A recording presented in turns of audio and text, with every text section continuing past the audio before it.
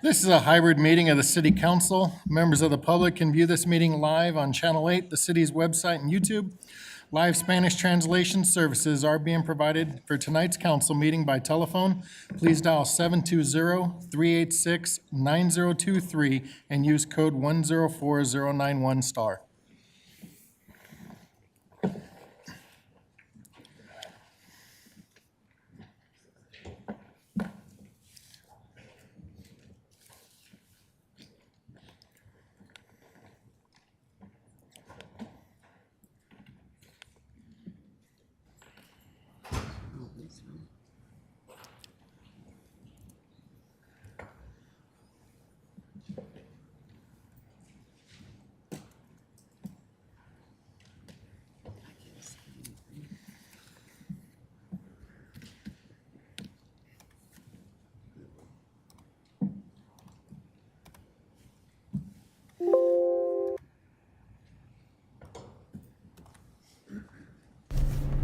Se ofrecen servicios de interpretación en español para esta reunión del Consejo Municipal por teléfono.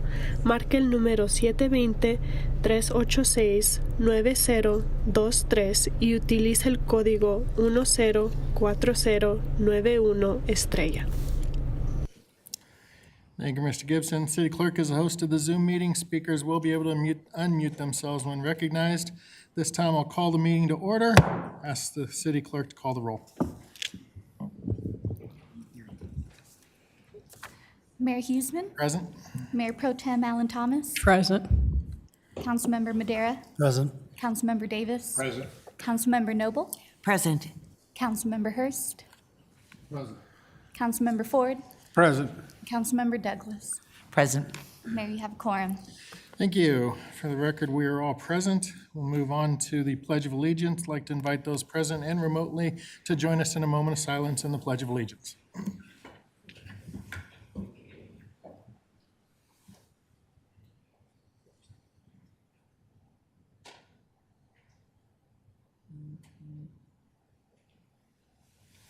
I pledge allegiance to the flag of the United States of America and to the republic for which it stands, one nation, under God, indivisible, with liberty and justice for all.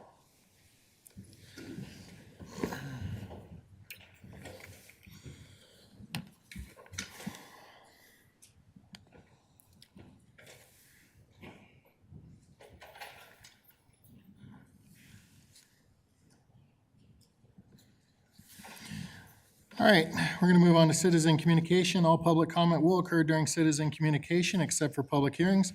Persons who registered to speak under multiple items will be allowed to speak multiple times.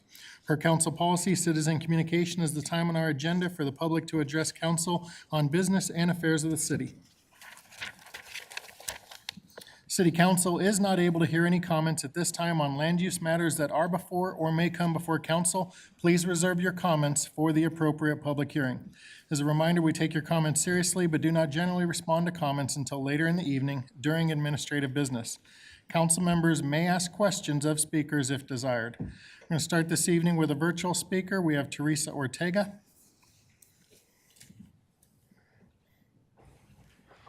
Teresa, are you present? Mayor, Teresa is not online. Okay, thank you. All right, we're going to move on to our in-person speakers. This is broken out into two different groups. The first group is going to be general citizen communication, which is not for any of the public hearings we are doing this evening. And then later in the evening, we will have speakers for the public hearings we have scheduled. First up for the citizen communication, for general citizen communication, is Steve Douglas.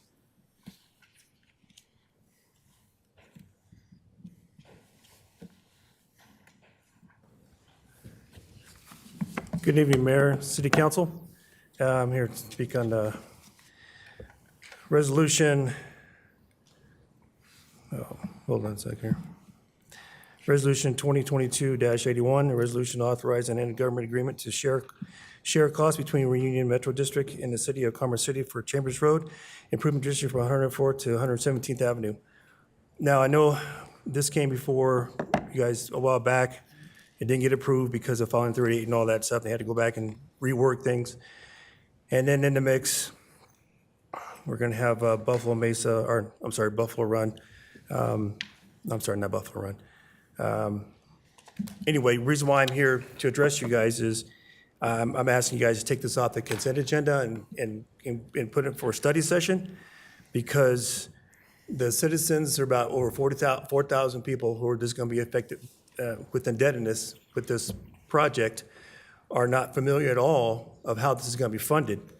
This doesn't explain who will be responsible for paying back the debt. What are the terms, 20, 30, 40 years?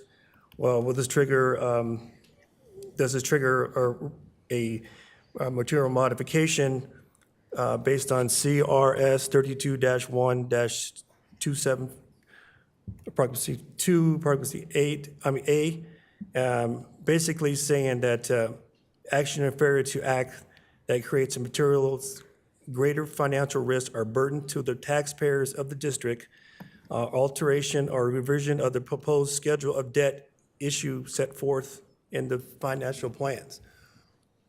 Being in that district, we have no idea how this is going to impact us. And plus, the city's going to pay for half and the district's going to pay for half. Some could say that's double dipping, but this also will help the district out, but people just don't know how things need to be laid out. So I'm urging the city council, please take this off the consent agenda, put it for a study session and then for a public hearing. Because next month, both Metro District 1 and 2 will be voting on this, and we can have more impact that way as well. But for right now, if you guys could, please consider taking this off the consent agenda and for a study session so we can break this down to find out exactly how and who's responsible for this and what the terms are. Thank you. Thank you, Mr. Douglas. Does anybody on council have any questions for the speaker? Seeing none, we thank you again for your time this evening. Next up will be Beverly Harden.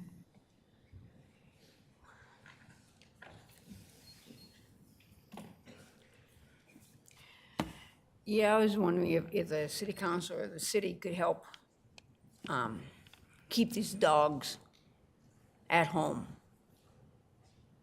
I have had my car damaged twice.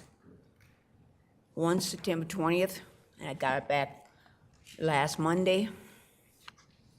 The dog got loose again, came over and damaged it again. I got a 2022 Subaru. I don't like to have it damaged by my neighbor's dog. October 12th, the dog was up on my yard again. We got pictures of it. We have a camera showing it. I had the police over.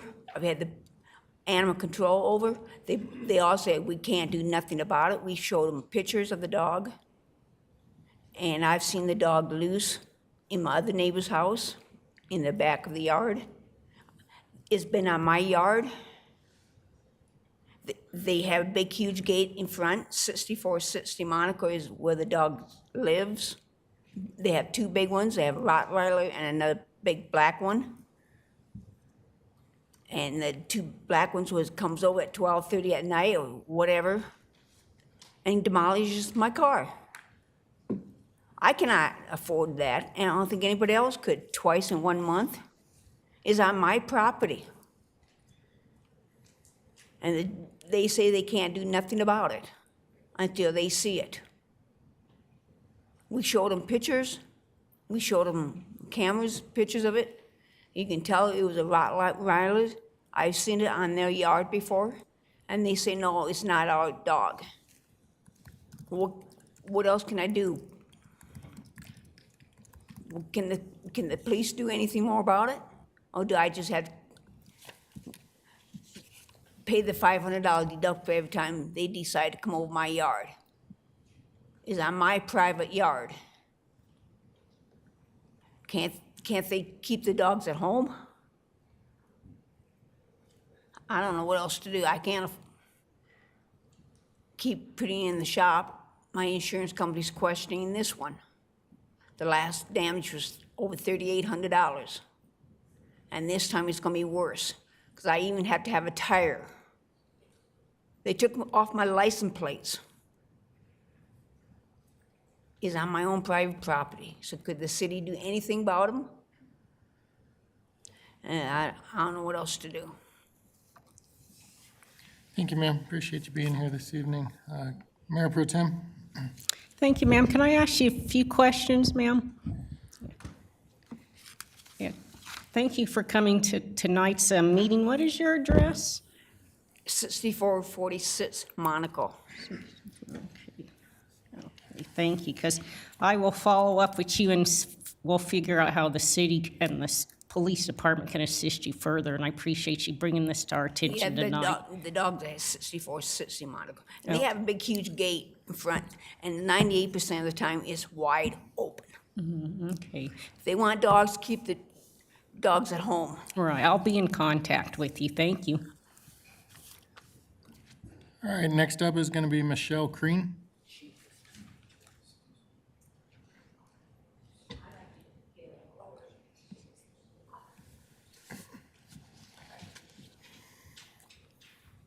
Hello. I'm back to talk about the parking and traffic problems at Landmark Academy. I'm the one that came last month with a petition from the neighbors there. Now, my understanding is some things are being done. I've heard from Acting Director Myers, and Officer Castilla came to talk to us. I know that the school, Landmark Academy, has mailed out a letter to the parents to ask them to not block driveways and all that, but the students haven't been in school the last 3 school days because of their fall break. So I have no idea if officers are patrolling the area or not. I didn't see any officers on Monday, Tuesday, or Wednesday of last week, excuse me. But we're still talking about trying to develop the field next to the school. We just found out that the city owns the weed field next to the school, and we would like to see it developed into a parking lot. You know, this is a neighborhood with an HOA that does not allow reunion, that does not allow high-traffic businesses. This neighborhood was established in 2004, and then the school was built in 2007, which is a high-traffic business because they offer no bus service. Because it is one of the few schools in the 27J system that still offers 5-day-a-week school, the problem has gotten worse over the last couple of years, not better. So the parking lot that they built this school with was entirely too small. I know they had to put forward a traffic plan to get this school built, and whatever it was, it hasn't worked. This has been an ongoing problem for a long time. We're hoping to get this, at least part of this field developed for a couple of 100 cars, because that's what we deal with every school day for 9 months out of the year, is 200 to 400 cars picking up their kids at that school. I know they're supposed to line up, and they do a cone system where they snake people through their parking lot. These people don't want to be bothered with that, because once they get caught up in that traffic, then they're caught up in that traffic until the traffic gets better. So they park around the neighborhood to try to avoid getting into the line or getting into the parking lot. We've tried talking to the parents. That has not gone well. Even Officer Castillo said he got a mouthful from someone, even in uniform. And I'm definitely nobody, because I just live there. So I get an attitude every time I try to talk to anybody about where they're parking. So this is something that, as a resident of this HOA neighborhood, shouldn't be happening. So, thank you. Thank you, ma'am. Does anybody on council have any questions for the speaker? And then thank you again for being with us this evening.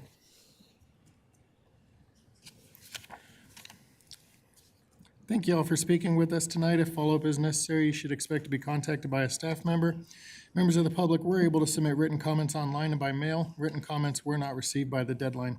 If anyone wishes to speak at a future council meeting, please check the meeting agenda and city website for information on how to register or submit written comments. I'm going to move on to proclamations. The first proclamation is Extra Mile Day in Commerce City. I'll invite City Clerk to read the proclamation.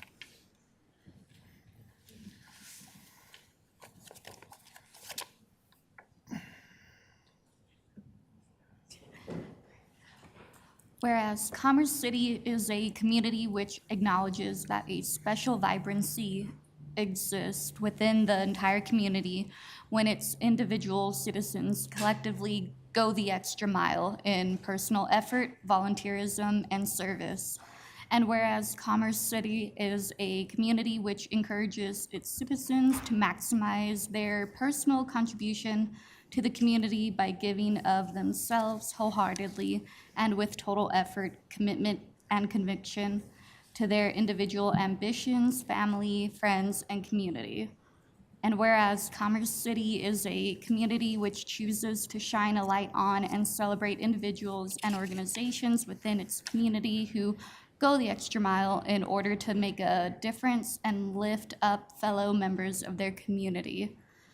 And whereas Commerce City acknowledges the mission of Extra Mile America to create 550 Extra Mile cities in America and is proud to support Extra Mile Day on November 1st, 2022. Now therefore, it is hereby proclaimed that November 1st, 2022 be Extra Mile Day in Commerce City. The City Council urges each individual in the community to take time on this day to not only go the extra mile in his or her own life, but to also acknowledge all those who are inspirational in their efforts and commitment to make their organizations, families, community, country, or world a better place. Thank you, ma'am. This time, look for a motion and a second to approve the proclamation for Extra Mile Day in Commerce City. Mayor Pro Tem, Make a motion to approve the proclamation. Councilmember Noble. I'll second that. I have a motion and a second to approve the proclamation declaring Extra Mile Day in Commerce City. Is there any discussion? Seeing no request for discussion, do a voice vote. All those in favor signify by saying aye. Aye. Any opposed, say nay. Motion carries unanimously. Move on to recognizing the 2022 Civic Academy graduating cohort. I'll invite Trenton Robinson to read the proclamation.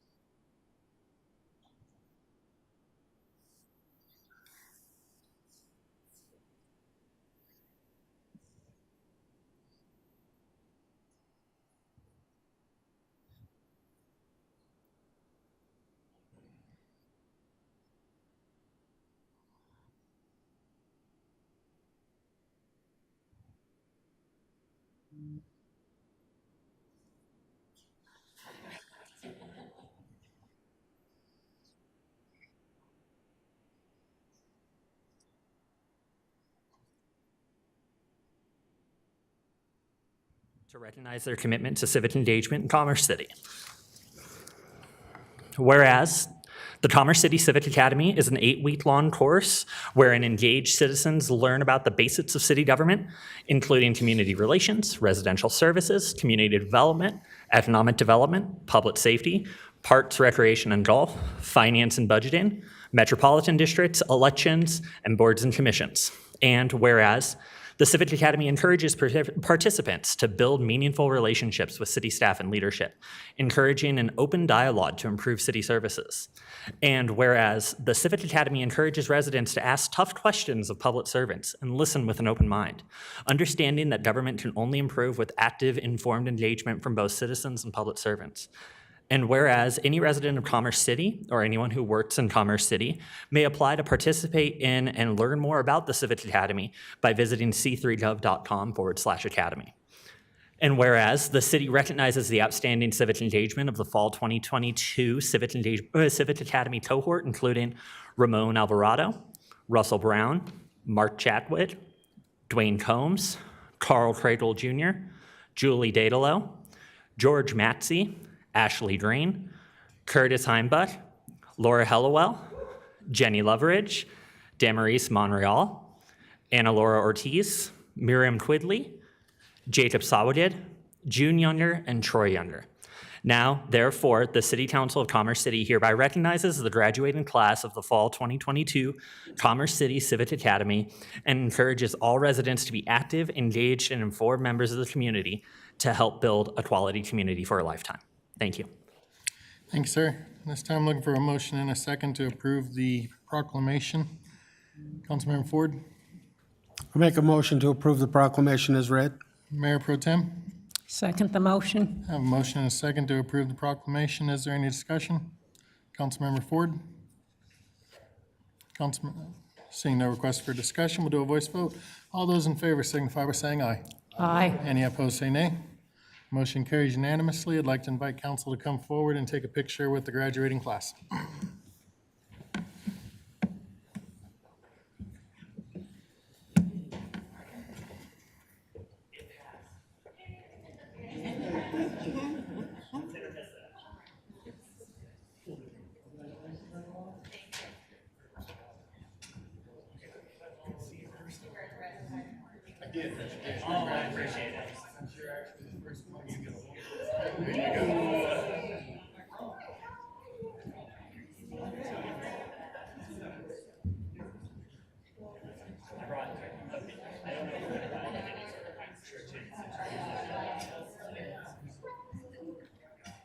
What are you trying to say about my weight?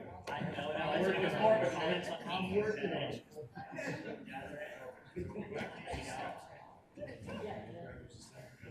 We have some of the Civic Academy folks come down this last step right here too, so we can type it a little bit more. Sure. One more on the steps. One more. All right, there. You can't see the camera, it can't see you.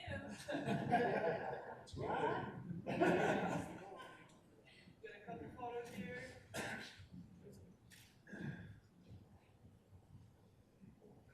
Gotcha.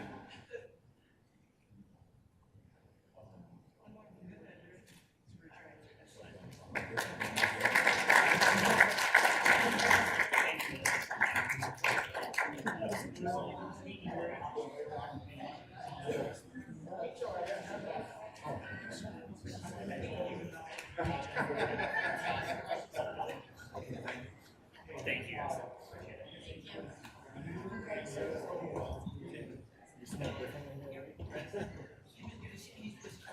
Oh, okay, sorry. Yeah.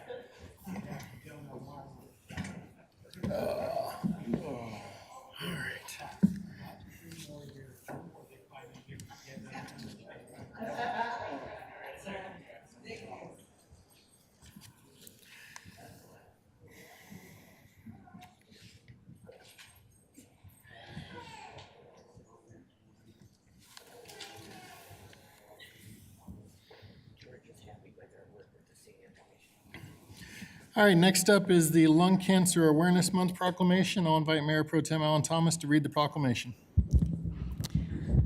Whereas lung cancer is the leading cause of cancer death among men and women in the United States, accounting for more deaths than colon cancer, breast cancer, and prostate cancer combined. And whereas the 5-year survival rate for localized lung cancer is 60%, yet only 24% of lung cancers are diagnosed at this stage. And whereas funding for lung cancer research trails far behind funding for research of many other cancers, and additional research is needed in early diagnosis, screening, and treatment for lung cancer, as well as in lung cancer affecting women and lung cancer health disparities. And whereas the stigma surrounding lung cancer creates barriers to early diagnosis, treatment, and funding for research has a detrimental impact on the quality of life of people diagnosed with lung cancer and hinders awareness of and research into lung cancer risk factors other than smoking. And whereas lung cancer research is leading to breakthroughs in the identification of genetic alterations associated with lung cancer and in the development of lung cancer treatments, including immunotherapies and targeted therapies. Therefore, Mayor Benjamin Huseman, on behalf of the City Council, hereby proclaims November 2022 as Lung Cancer Awareness Month in Commerce City and recognize the need for research in lung cancer affecting women and lung cancer health disparities, and encourage all citizens to learn about lung cancer and early detection through lung cancer screening. Thank you, Mayor Pro Tem. Looking for a motion and a second to approve the proclamation declaring Lung Cancer Awareness Month. Mayor Pro Tem, Make a motion to approve the proclamation. Councilmember Noble. I'll second that. I have a motion and a second to approve the proclamation declaring Lung Cancer Awareness Month. Is there any discussion? Seeing no request for discussion, do a voice vote. All those in favor signify by saying aye. Aye. Any opposed, say nay. That motion will carry unanimously and is approved. Next up is Family Court Awareness Month. I'll invite the city clerk to read the proclamation.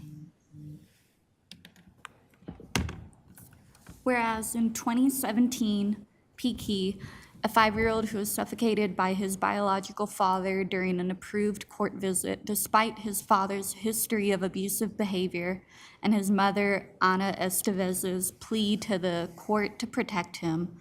And whereas to honor Peaky and all of the California children who have been murdered by a divorcing or separating parent, and the conservatively estimated 58,000 U.S. children annually are being court-ordered into unsupervised visitation with an abusive parent. And whereas the mission of the FCAMC is to increase awareness on the importance of an empirically based education and training on domestic violence and child abuse, including emotional, psychological, physical, and sexual abuse, as well as childhood trauma, coercive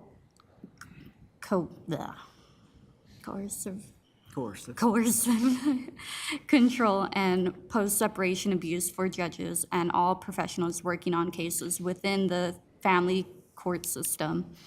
And whereas the mission of FCAMC is to increase awareness on the importance of using scientifically valid, evidence-based treatment programs and services that are proven in terms of safety, effectiveness, and therapeutic value. And whereas the mission at the FCAMC is to educate judges and other family court professionals on evidence-based, peer-reviewed research. Such research is a critical component to making decisions that are truly in the best interest of children.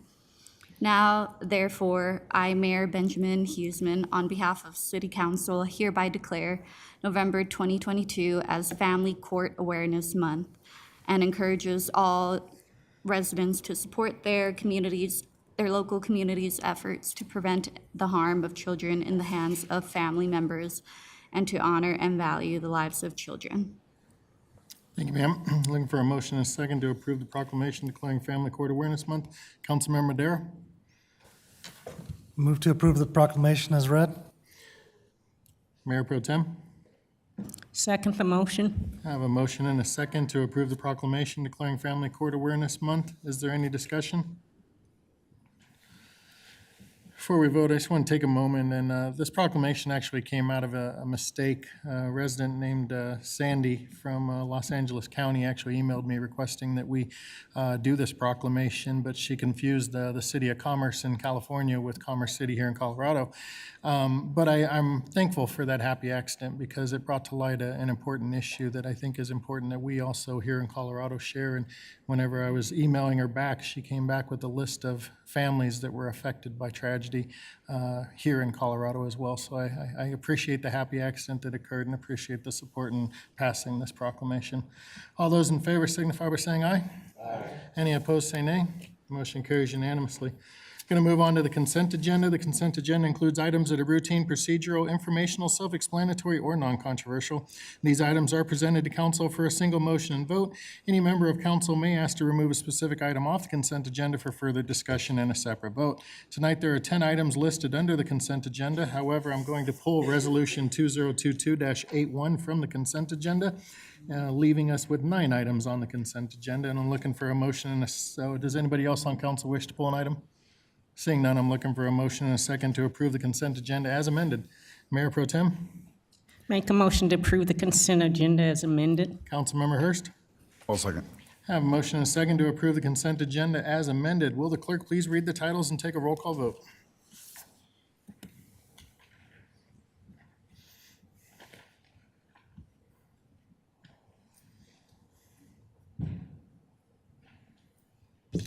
Read the titles for consent agenda.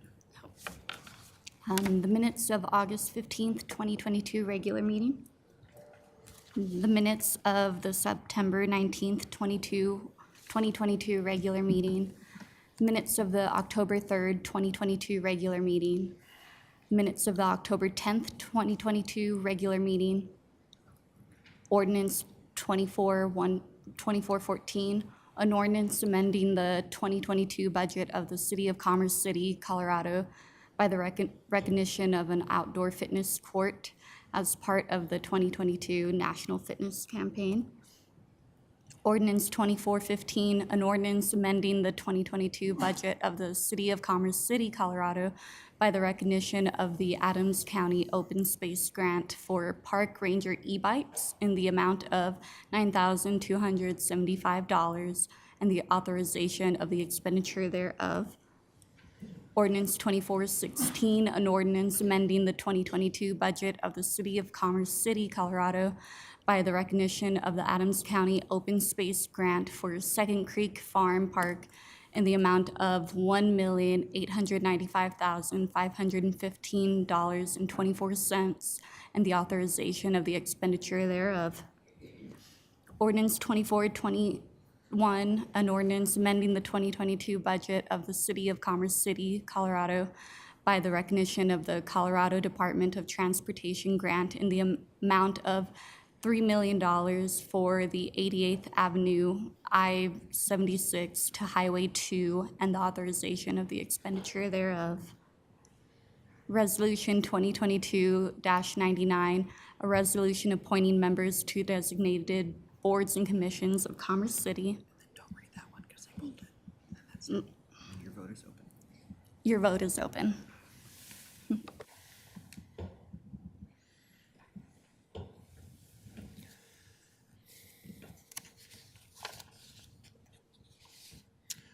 And the consent agenda is going to pass unanimously as amended, 8-0. I'm going to go back to Resolution 2022-81. In our packet, there is a presentation. Can staff pull that packet or that presentation up so the questions can be asked regarding it?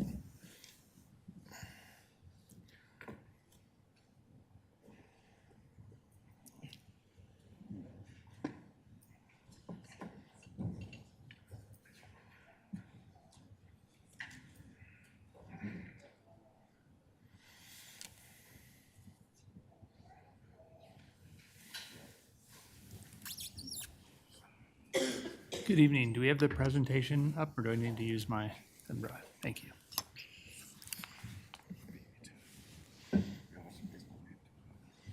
You'll have to log in. I do, okay, thank you.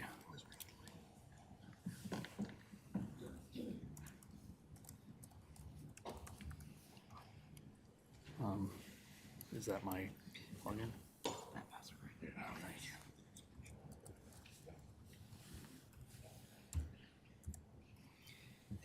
Go to the PDF right here. Should be already pulled up. And then what we're gonna do is we're gonna duplicate your screen.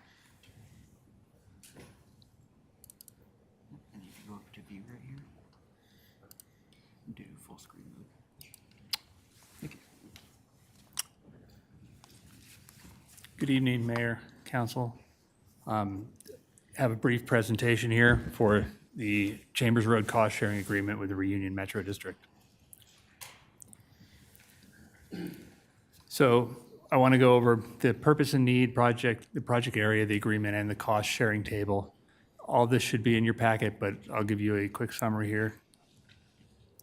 So the purpose and need, as I'm sure you all know, we're having increasing traffic along Chambers Road with continued development in that area.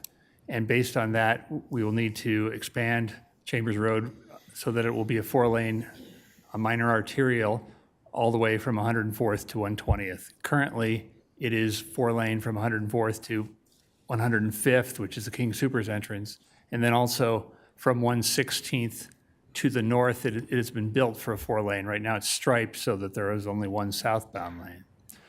So this project that we're discussing will widen it so that it'll be 4-lane minor arterial with a median divided all the way from 104th to 120th. And this particular project will be from 105th to 116th, and we'll be adding a signal at 117th Avenue as part of this as well. The cost sharing agreement is determining the portion of the right-of-way acquisition, design, and construction costs allotted to the city and to the Reunion Metro District.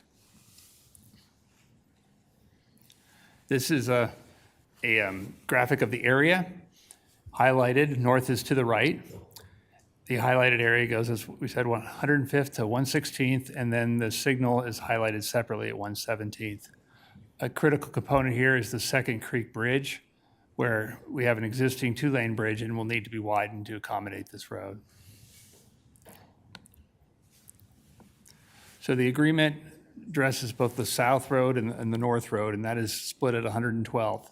So the South we call the shared road improvements, and that, as we said, is the southern one.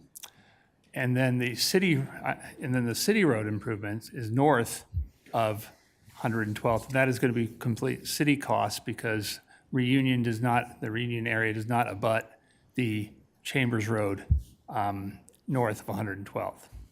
So the elements of this agreement include right-of-way acquisition, design, construction, and operation and maintenance. This is a breakdown of the costs. I won't go line by line here, but this is in your packet with some backup information that splits the costs with shared, Reunion, city-only costs. And they're split largely based on the entity that abuts the right-of-way at that location. There are some portions, the signals, for example, at Heartland Drive and 106 are split 50-50. Some of the drainage is split 26% to 74% based on the tributary area to that drainage.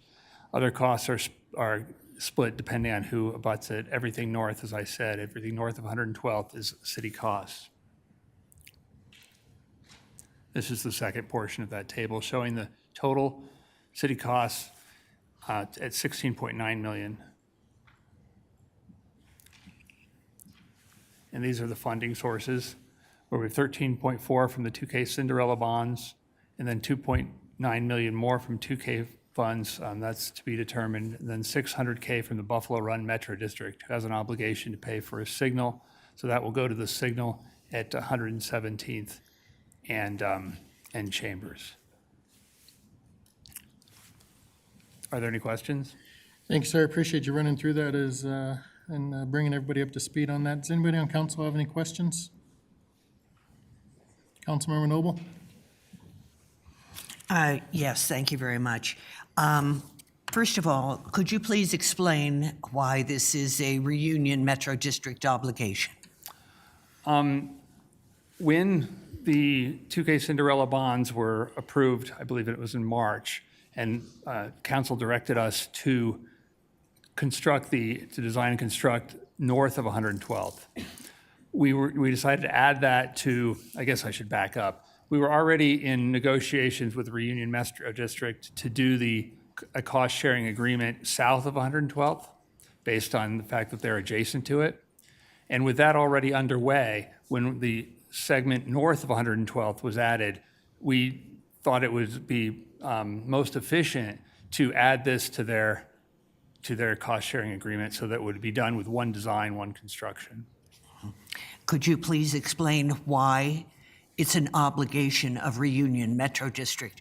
Reunion Metro District is made up of thousands of residents. It's not a developer, it's not a thing. So why, I think people would want to understand why it's their obligation. I'm going to defer to, I think, Mr. Rogers here to answer that. Thank you, Mike. Councilmember Noel, great question. We actually do have representation, both legal counsel and a representative from the Reunion Metro District here to speak tonight, so that may be a better question for them. All right? Did you want them to speak now or later? That is up to you, ma'am. I do have other questions, so we can circle back to them if that suits you. I'd rather have that question answered before I ask further questions.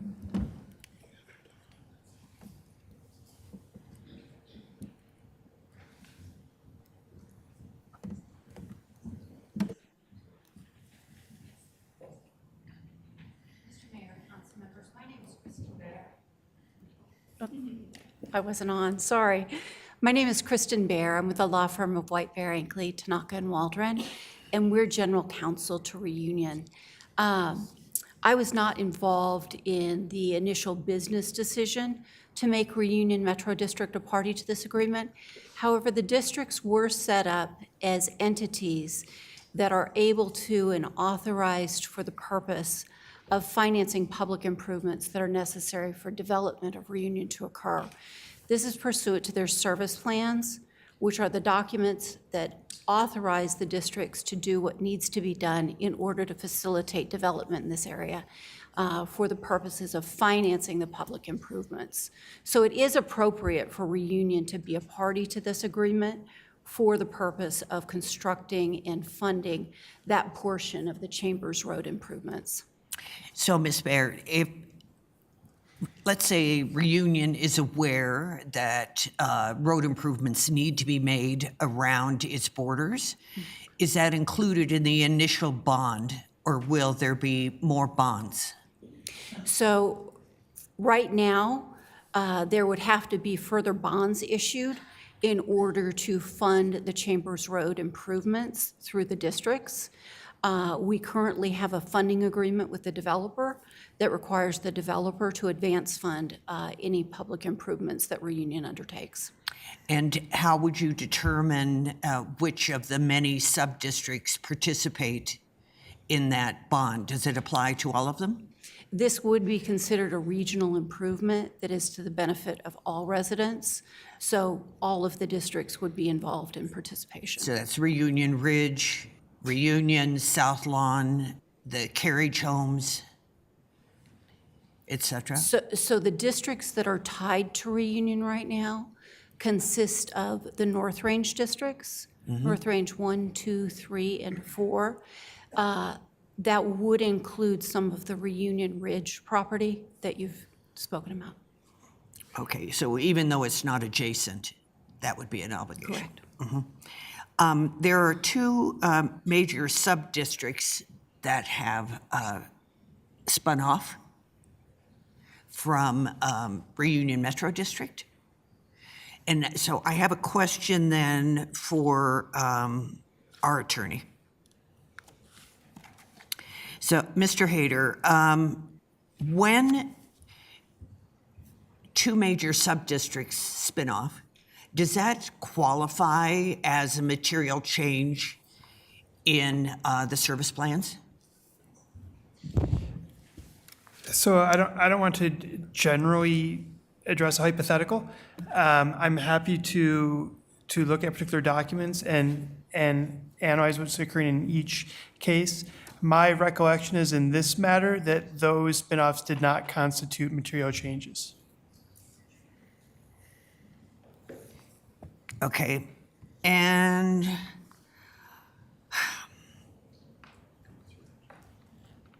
I think that the thing that's difficult is the same that has arisen for the residents of Buffalo Run on 120th, is just to have clarity around these road improvements and that the burden of the costs of these improvements do not fall on the district, but fall on the payers of the interest rate on the bonds.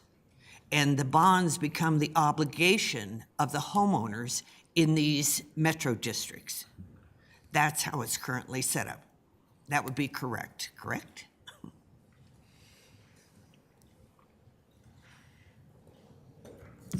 Yes, ultimately, the district, collects from those property owners within the district to pay off that debt.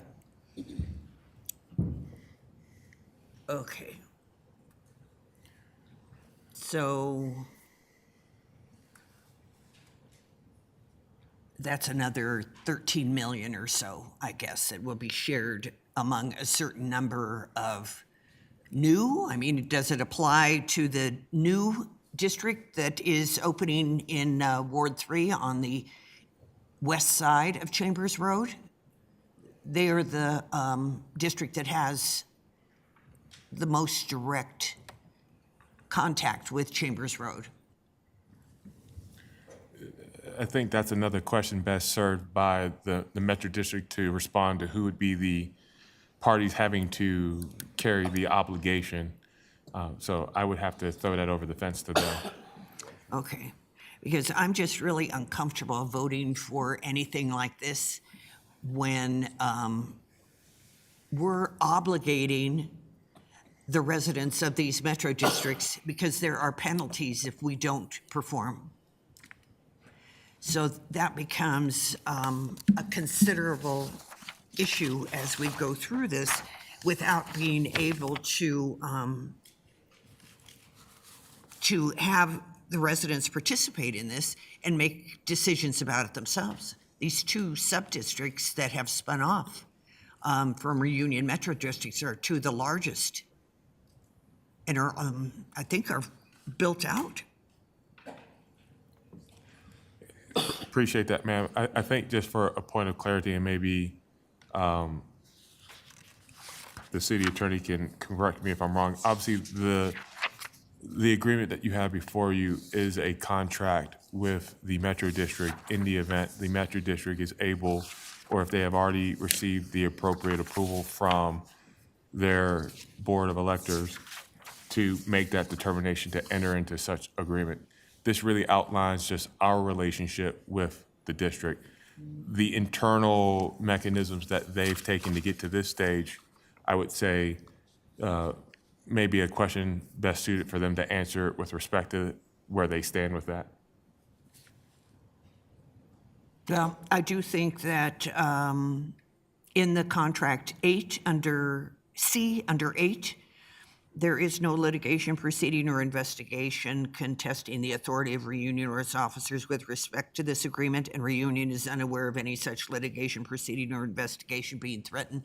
Has to do with people being fully unaware of the fact that this is coming forward, and it was placed under the consent agenda, where there would be, in theory, no conversation if it hadn't been pulled off the agenda by the mayor. That provision really speaks to whether there's basically a legal hurdle to the entities entering into the agreement, specifically with regard to authority or some sort of court order. I understand. Okay. And I am suggesting that because of these two sub-metro districts spinning off, that there is some question at the moment as to what is going to occur legally, and that it could certainly affect the agreement. You talk about the electors making the decision. That's the board of the Reunion Metro District. That does not involve the two sub-metro districts, which are spinning off to be autonomous. I just think that there's too many assumptions being made in this agreement, while there is still a very contested situation occurring among Reunion Metro Districts and its sub-districts. That's all I have. Councilmember Hurst. May I ask if this agreement came to place under the same direction we would take if we were building this subdivision intake? So the traffic warrant wouldn't cause us to build the traffic light today, but it will likely, as soon as this development would be built out at 50%, require a traffic warrant to upgrade from its current three-way directional stop sign. Actually, it's one-way directional, but it's a three-way road. This seems to be an obligation that we would put on any development as the traffic warrant, or we would take money in lieu of until that traffic warrant was justified. And so does it matter who it is to, as long as the obligation was there before this whole project started? We're just adding our project that we green-lighted with the 13.2 million. It was happening already, that this four-way intersection needed to be built before we decided to expand Chambers Road north of 112th. Is that not true? Is this a new obligation? This obligation's always been there with the development from the very beginning of its existence. I'm sorry, sir. Are you referring to the 117th Avenue signal? Is that what you're speaking of, or? Yeah, I mean, that's the only 600,000 that they're obligated to pay, correct? Yes. Yeah, so they're not paying for any of the road, they're just paying for the signal. That is obligatory to any development that comes to that corner. That's Buffalo Run. Yeah, then how are they obligated? Whoever's on that corner should be obligated, and that's the end of the story. I think she's asking questions about reunion. Why would they? Why? Okay. They have no party. All right, any other questions? Councilmember Madera? I didn't get my answer. Do you have an answer? Why would they be, why are they obligated to this? Why are they obligated to the 600,000 then? I mean, that's the question. So if I may, asking. so if I may, that $600,000 already in an agreed upon obligation through a development agreement for that traffic signal by the Buffalo Ridge development or developer at that time. So our project is extending into that intersection, so they are required, based on that development agreement, to contribute towards that improvement.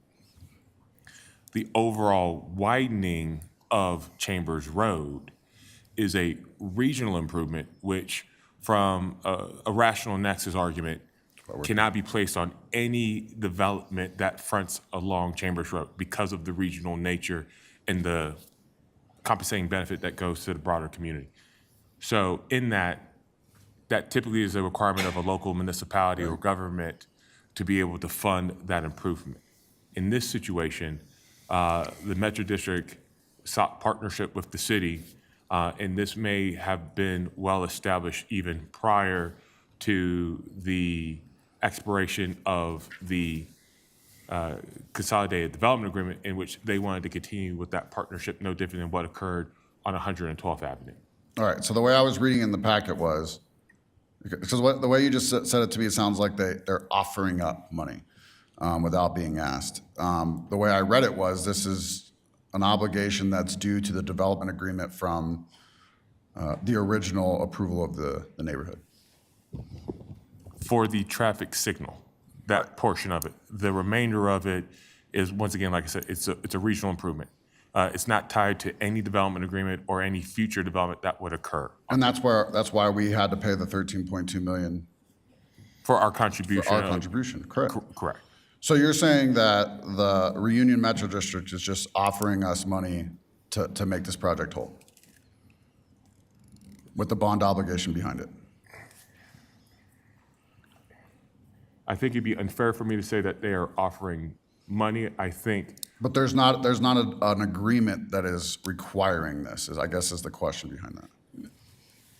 An agreement that they didn't voluntarily enter to. So if we had a development agreement, it's not voluntary. I mean, we don't let it proceed without that development agreement being fully authorized and moving forward on. But you're telling me that someone on the board said, oh, they're going to put a four-way intersection in here. Let's offer money, or they're going to expand this road even further.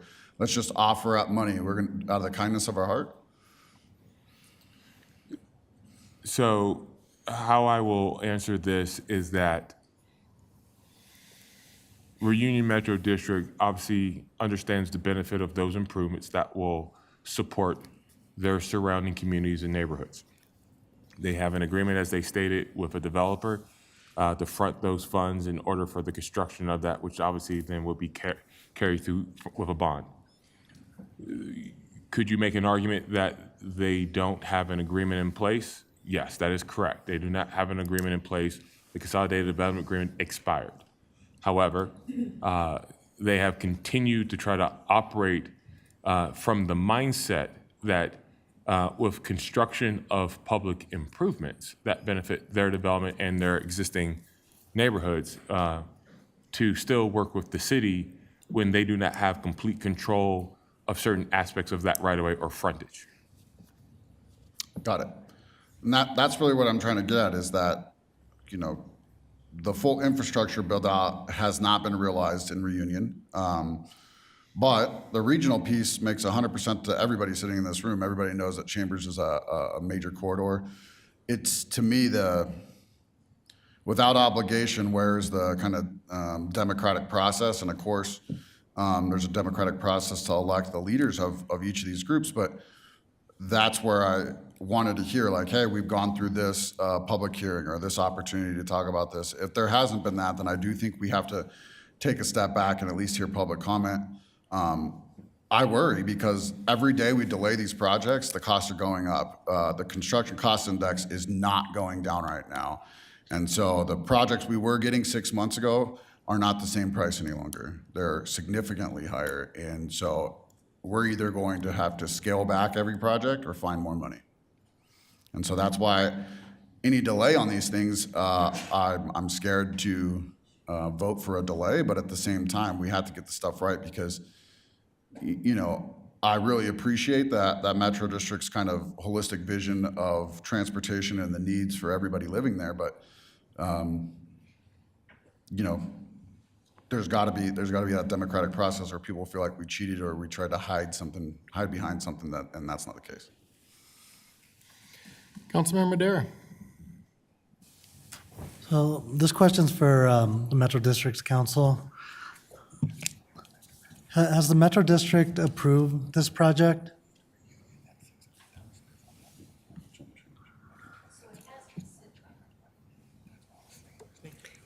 It has considered the draft agreement.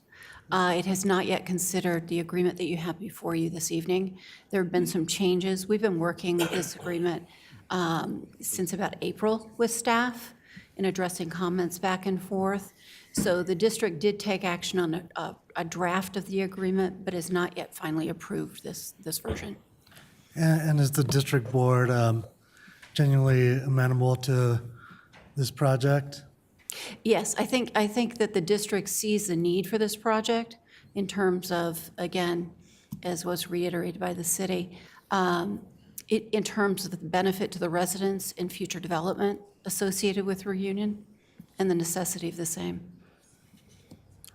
Thank you. Yeah. And my next question's for staff. So, you know, given that the agreement hasn't been approved by the Metro District, if they were to not approve the project, how would that affect our project? Will we only develop to the north of 116th on Chambers Road? Or 112th to 116th, I'm sorry? Yes, if we only did the portion of the projects that's north of 112th, we could do that through the financing that's been provided through the 2K Cinderella bonds. We would need to write an RFP to get a design and then complete the design and get an RFP, and there would also be land acquisition that's already part of this project. But it could be done independently. We've been approaching it this way as it seems to be a more efficient, quicker way to do it. So from 112 South to 104th, Chambers Road would essentially remain a two-lane? Yes, if we didn't do that project, correct. Thank you. Let's start with my questions regarding the bid schedule. Who prepared the bid schedule?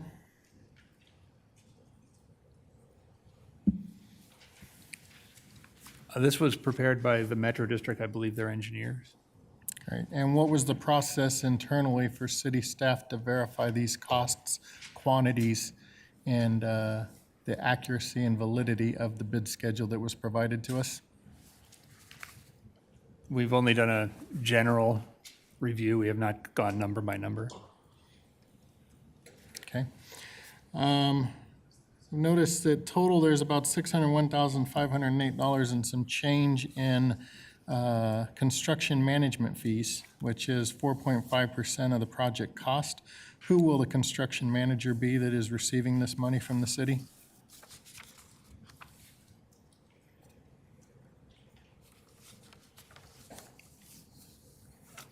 I believe Reunion will be handling the construction management, but I presume it will be a consultant hired by them. But I honestly am not certain, sir. Okay, thank you. Question for Ms. Bear. This agreement is between the City of Commerce City and the Reunion Metro District, correct? That's correct. And how many homeowners live in the Reunion Metro District? There are no homeowners in the Reunion Metro District. And how many homeowners, through the process of sitting on Metro District boards, voted in favor of this agreement or will be asked to vote in favor of this agreement whenever it is presented to that Metro District? It is only the Reunion Metro District that would vote on this agreement. And who sits on the Reunion Metro District Board of Directors? They're representatives of Shea Homes and Oakwood. Okay.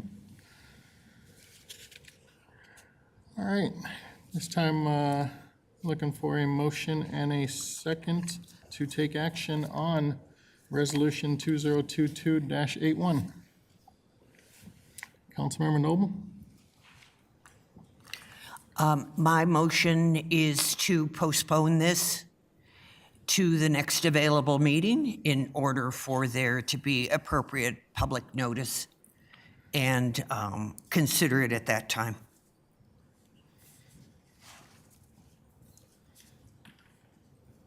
I have a motion to continue Resolution 2022-81 until the November 7th meeting. Is there a second? Councilmember Douglas? I'll second that, please. I have a motion and a second to continue this to November 7th. Is there any discussion? Councilmember Dare? I won't be supporting continuing this. This is something that's been in the works since, I believe, June, where we've had presentation on this previously, and it's coming back up before us again. And like Councilmember Hurst said, we're in a time right now where time is of the essence, and the more that we delay these projects, the more that they're going to cost in the long run. And that's not prudent for our taxpayers, it's not prudent for the Metro District, and especially for the taxpayers in my ward. I see the need for this infrastructure improvement, but there's also people outside of the Metro District that are contributing to paying these Cinderella bonds with the 2K program, and so that's who I'm keeping in mind when I'm voting against continuing it. Any other discussion? I think this is it's difficult because on one hand, we need to get this project going. That road desperately needs to be widened, desperately needs to be able to take care of the increased traffic demands that are put on it. And quite honestly, the road probably should have been done before half the houses in this area were even built in the first place. It's just another example of where infrastructure is lagging behind the development and creating heartaches for our residents. But at the same time, I question how it is that we can go forth with approving this agreement that is going to put more debt on the backs of residents who had no say in this whatsoever.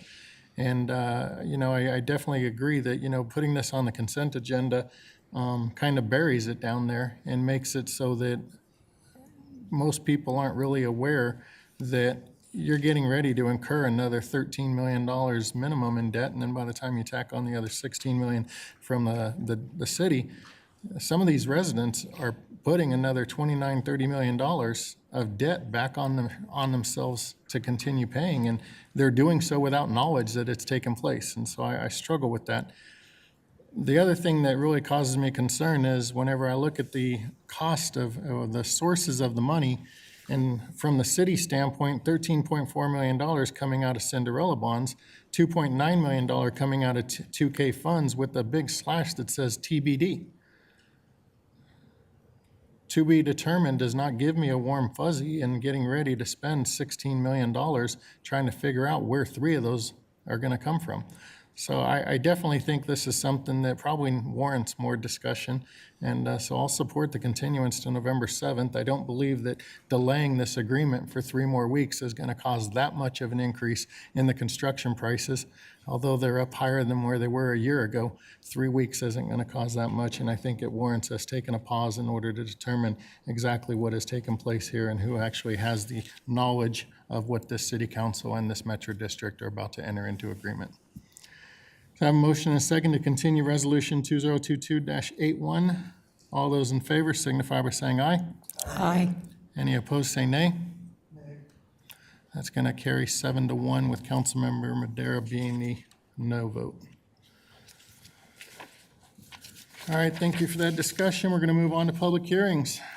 Tonight's first public hearing will be on the 2023 budget. It is Resolution 2022-38. I'll invite the city attorney to address the council.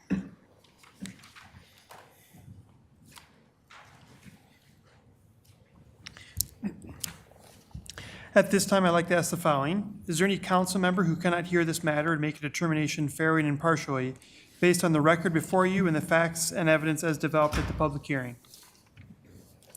The record reflects that no member of council has indicated an inability to be fair and impartial. Thank you, Mr. Mayor. Thanks, sir. At this time, I'm going to open the public hearing. Purpose of tonight's public hearing is actually to continue this until November 7th, when we will actually be voting on this for the first reading. So therefore, if anybody on council has any questions for staff, we can entertain those questions now, or we can hold those until November 7th. Does anybody on council have any questions? Seeing none, I am looking for a motion and a second to continue the public hearing to November 7th, 2022. Councilmember Hurst? So moved. Mayor Pro Tem? Second the motion. I have a motion and a second to continue the public hearing to November 7, 2022. Is there any discussion? Seeing no request for discussion, we'll do a voice vote. All those in favor signify by saying aye. Aye. Any opposed, say nay. Motion carries unanimously, and this will be continued till November 7, 2022. Next public hearing is going to be on amending the Commons at 104th PUD zone document. It is ordinance Z-860-07-08-18-22. I'll remind council of the following. Use the public hearing only to ask questions and gather facts, but not express opinions or indicate how you will vote. Council members are not permitted to provide testimony if you wish to participate in the decision. Rely only on facts developed in this hearing and in the record, and apply those facts to the criteria in the Land Development Code. Council Policy 22 states the mayor has the authority to limit testimony to a reasonable length of time to ensure equity for all positions. I will limit the time to 15 minutes on each side for that. This time, I will again invite the city attorney to address council. At this time, I'd like to ask the following. Is there any council member who cannot hear this matter and make a determination fairly and impartially based on the record before you and the facts and evidence as developed at the public hearing? Will the record reflect that no member of council has indicated an inability to be fair and impartial? Thank you, Mr. Mayor. Thank you, Mr. Hayter. This time, I will open the public hearing, and I'll invite Dalton Guerra, city planner, to provide the presentation.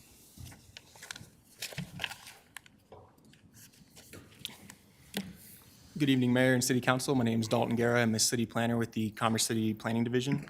Tonight I'll be presenting a PUD amendment for the Commons at 104th, located at the southeast corner of East 104th Avenue and Potomac Street. Requesting approval of an amendment to the Commons at 104th PUD zone document to allow multifamily residential uses. The original PUD was approved by City Council in 2008, although multifamily was not an allowed land use in the original PUD. Then in 2019, City Council approved a land use plan amendment to change the designation of the property from office flex to mixed use. Here's an aerial of the location, vicinity map, and a site photo. You can see that the site is currently vacant. As mentioned, they will be requesting an approval of an amendment to allow additional land uses which include multifamily residential. The bulk standards for multifamily residential will also be included. And there are a number of commercial land uses that will be added to the land use table as well, which are listed here. A couple examples are fuel sales, a barbershop, nail salon, clothing retail. This is a good look at how they are designating two separate areas. Planning area A to the north along 104th would be designated for commercial, whereas planning area B to the south would be for multifamily residential. This is a conceptual site plan provided by the applicant. This is a good way to visualize the commercial pad properties to the north along 104th and then the multifamily buildings to the south. In conclusion, the DRT found that this application meets all of the approval criteria as outlined in section 21-32513 of the Land Development Code. Another thing to note is that the 27J school district did note that a cash in lieu fee requirement of $87,172.80 would be required and would be paid at the time of building permit issuance. They also recommended to the applicant to enter an agreement with the Capital Facility Fee Foundation. That concludes staff's presentation. The applicant is also here with a presentation and to field questions as well. Thank you, Mr. Guerrero. Does anybody on council have any questions for staff?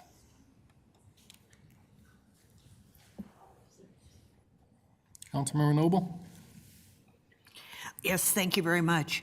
Could you tell me, on 2008, I see that Harry Anderson was the owner and the developer, and now it's Southwestern Property Corporation, correct?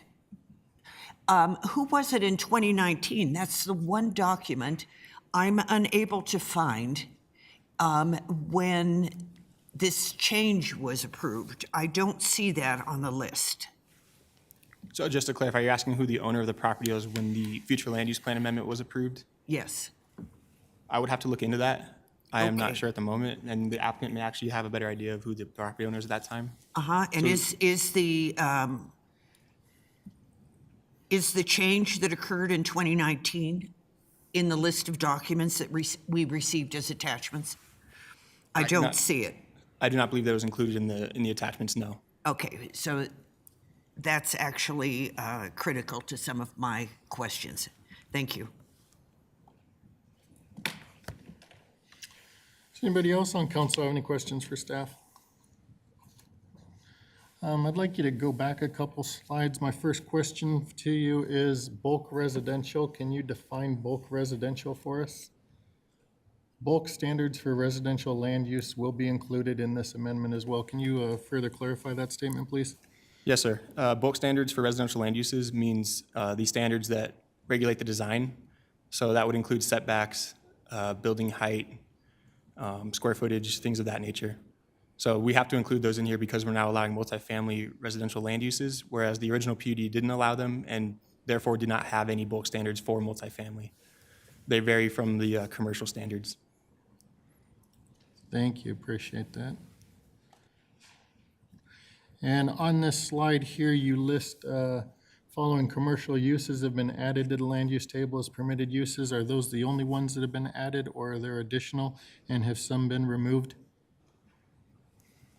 These are the only ones that have been added that are new. Some have been changed that were already existing on the land use table from the original PUD that were not allowed in the previous PUD that are now allowed. So not all of them are brand new to the land use table. Some have just been switched from not allowed to allowed. And that would be this list that I see here on the bottom. Correct. Fuel sales, brewery, brew pub, tasting room, barbershop, nail salon, tattoo parlor, clothing, retail, automobile washing facility, service stations, and a hotel motel? That's correct. And those are new additions? Correct. Thank you. Councilmember Douglas, do you have questions for staff? Yes, I did, please. So can you explain to me the change in 2019 since it wasn't included? Yeah, so the change that occurred in 2019 was for the future land use designation of the property. Originally, it was for office flex, and it was approved by council to be changed to mixed use. which changes the allowable land uses on it effectively. It doesn't have to do with the zoning, which is what is under consideration at the moment. It was just to switch the future land use designation as indicated in the comp plan. Thank you. Councilmember Noble? Sorry, thank you very much. I'm looking at the original PUD, and under community need, it says, this development will add office use that is a missing component to Commerce City's economy. The Commons will be a professional business park with complementary retail users. Attaining an upscale professional atmosphere is the objective of the developer. Currently in Northern Commerce City, there are no truly professional office parks. And it goes on to promise, a project of this type will elevate Commerce City's status as a full-service city, providing all opportunities for its residents to both work and consume goods and services within the city limits. Under effect, it says, the city's comprehensive plan calls out for the area of land to be used for office and retail use. But that isn't what you just said. So my question is, how is it decided that now, I'm not aware, oh yeah, we do have one office park nearby, right? And the comprehensive plan calls out for the area of land to be used for office and retail use. And you say it's another use. Correct. So the approved future land use amendment switched the property's designation from office flex to mixed use. So now. Oh, the amendment did. But Correct. it's not, but this said the city's comprehensive plan called out for the area of land to be used for office and retail. Correct. So the future land use plan is a component of the comprehensive plan. Okay.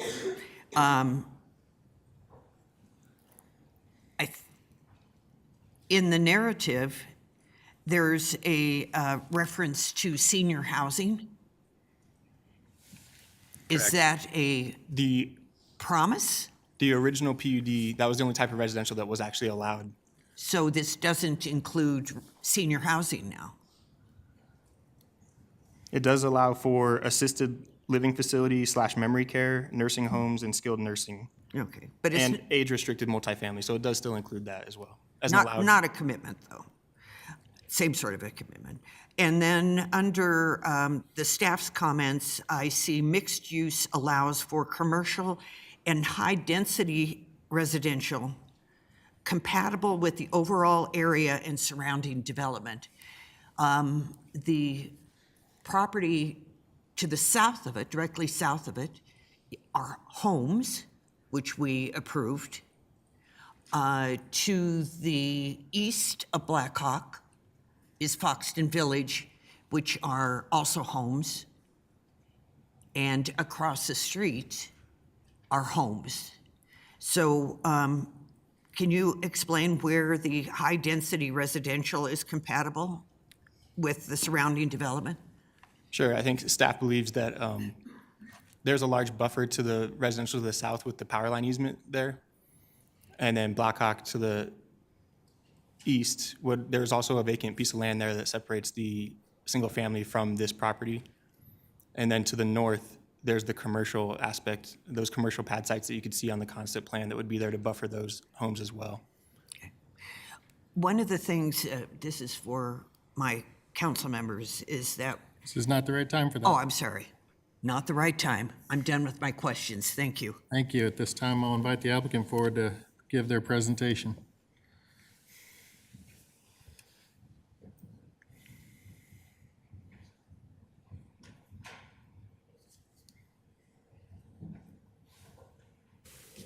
Good evening, Mayor and members of council. My name is Joseph Pelham. I'm with Southwestern Property Corp. The gentleman behind me will be presenting as well to go through our project at 104th and Potomac, the Commons at 104th. It was important for us to come and talk to you today about a few different things. And one of those just making sure that we introduced who we are and let you know that we've been working on this for some time. One of the questions earlier was who owned this in 2019, and that was us. We purchased this property in 2018 and have been working on getting it to a point where we can develop it since then. There are many uses that are great uses in different places. Unfortunately, in today's economy, especially associated with COVID and associated with the general office market, that isn't a use that works. It wasn't a use that worked in 2019 when we amended the comprehensive land use plan for this. Southwestern as a developer has been in Commerce City for many years, decades actually. We developed the retail to the south of 104th at Chambers. We also developed the range at Reunion, which are the apartments there at 104th at Chambers recently that have been a smashing success and have really livened up that part of the community. We really feel as though this is the right location for more commercial and for more residential multifamily housing for several reasons. On the residential side, Commerce City is in a bad position relative to the rest of the metro. You have only 8% multifamily residential housing. The rest of the metro has 35%. That's to some degree unfair to the people who cannot afford to purchase homes today, especially in the current home environment in Denver and in the rising interest rate market. So what we're looking for here is attainable workforce housing that allows people like your city staff, your police, your firefighters, your teachers, the people who are working in your community, in your stores and shops, to live in the community that they work in rather than having to commute. That is one of the main reasons we're bringing this forward to you. Beyond that, commercial uses are always positive. They provide sales tax to a city, and so we think that that's a positive that you should consider. As staff has mentioned, it looks as though we have their support. This has been through the Planning Commission. We have the Planning Commission's support, and so what we're asking for you to do today is to say yes to your staff, say yes to your Planning Commission, say yes to fair, attainable housing in your community for the people that work there. And with that, I'll hand this off to my colleagues. Thank you. Hi, thank you, Dalton and staff and council for hearing us tonight. Can we, as Dalton mentioned or showed, this is an aerial of the project. And as my colleague Joe mentioned, you can see all the retail that we helped bring to Commerce City on the south side of 104th at Chambers. And we're really looking to do the same on this property. Closer in aerial. So a little bit about who we are, as my colleague Joe mentioned. We're a developer across the country, and we really bring provided uses to communities that, uses that they don't have, or try to grow the uses that are in the communities. A few reasons why this rezone is beneficial to Commerce City. As Joe mentioned, there is not a fantastic mix of housing in this area right now. There's only about 8% renters, and that percentage has been going down over the last few years with how many single-family homes are being built. So it would provide a good mix of housing within the trade area. We also build our properties very green, so it'll have green fixtures. It'll be very efficient property. We'll bring new employees of businesses in the area to the area so they don't have to commute, as my colleague Joe said. And bringing the multifamily would really energize the development of more commercial in this community. You can see here, as we've been discussing, the percentage of owners versus renters from 2000 to projected out to 2025. And you can see that percentage of renters has steadily declined. So it's definitely a use that is needed in this community. I can tell you at the Ranger reunion we recently completed, we were 100% leased before we had our final certificate of occupancy. So there's tremendous demand in this community for attainable housing. A couple photos of the type of product we build. We would want to build something very similar to this. And we looked at the demographics in this area, and currently, in about a 5-mile radius, the median household income is about $100,000. These statistics you see up on your screen are from the Ranger reunion. These are tenants, residents living in the community. And you can see they don't make $100,000 a year. This is a market rate project that brings attainable housing for the workforce. It's bringing young people that want to live in the community and grow the community. I've spoken to a few of our current residents who actually grew up in Commerce City and are happy to be able to move back. So now I'll turn it over to our planner, Jeff. Good evening, Mayor and council members. My name is Jeff Nylub. I'm with Kephart Community Planning and Architecture, where I'm a land planner there. I've been working hand in hand with Dalton and staff, and I really appreciate Dalton because he's kind of coming the tail end of this and really taking this by grasp. So his help is muchly appreciated. I'm really here tonight to clear up any questions or answer any questions you have about the PUD amendment that we are bringing forth tonight. So tonight I thought I'd just give a quick synopsis of the original PUD, which you'll see on your left, and then the changes that we have made, which you will see on the right if you're looking at the screen I'm looking at. So originally the PUD had 2 mixed-use areas and also showed 2 potential detention pond locations. We have since updated that.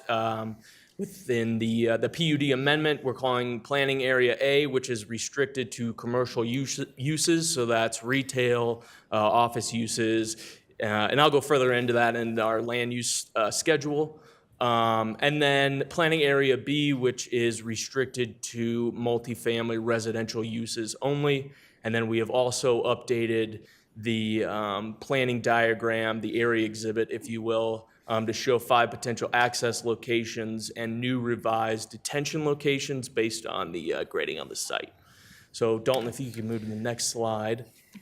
We've updated the project intent and general notes and standards, and I won't read that verbatim, but we've just updated that to match basically what my colleagues have mentioned before me.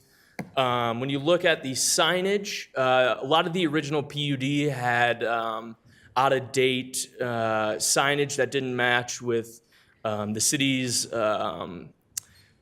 city code. So we have updated our signage language to meet the requirements of the land development code. We included a variety of architectural standards to the PUD amendment. So we included residential and commercial standards. This is to create a consistent theme throughout the project. So these standards talk about siding of buildings, they talk about roof planes, materiality, brick, stone, stuccos, percentages that are required. So any development that is within this PUD would have to meet the standards within that we have added. So if you roll to the next slide.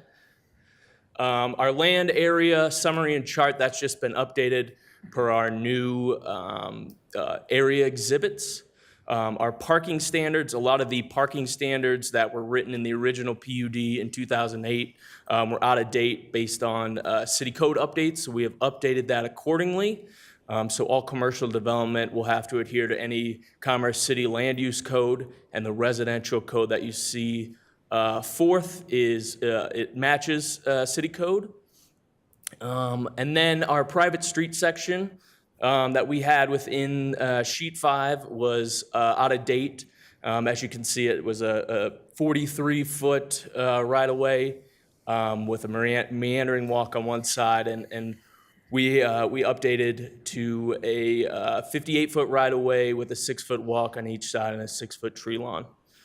The next slide, we'll talk about our land area summary and chart. There was a great question about bulk standards. So the bulk standards that we've written in, there's 2 for all residential development and commercial development.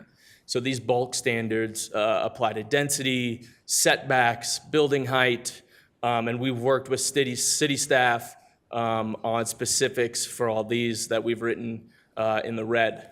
And then as Dalton summed up in our land use schedule, there was a variety of uses. So Planning Area B only allows for the multifamily uses and the assisted living, senior living uses that Dalton had mentioned beforehand. The variety of uses that he had mentioned as well, we have highlighted in red And I'm here to answer any questions about specifics if they come up. And with that, our team is here to answer any other questions as well. So thank you. Thank you for being here and for your presentation. I don't know who wants to answer this of the three of you. Why are you applying for this right now?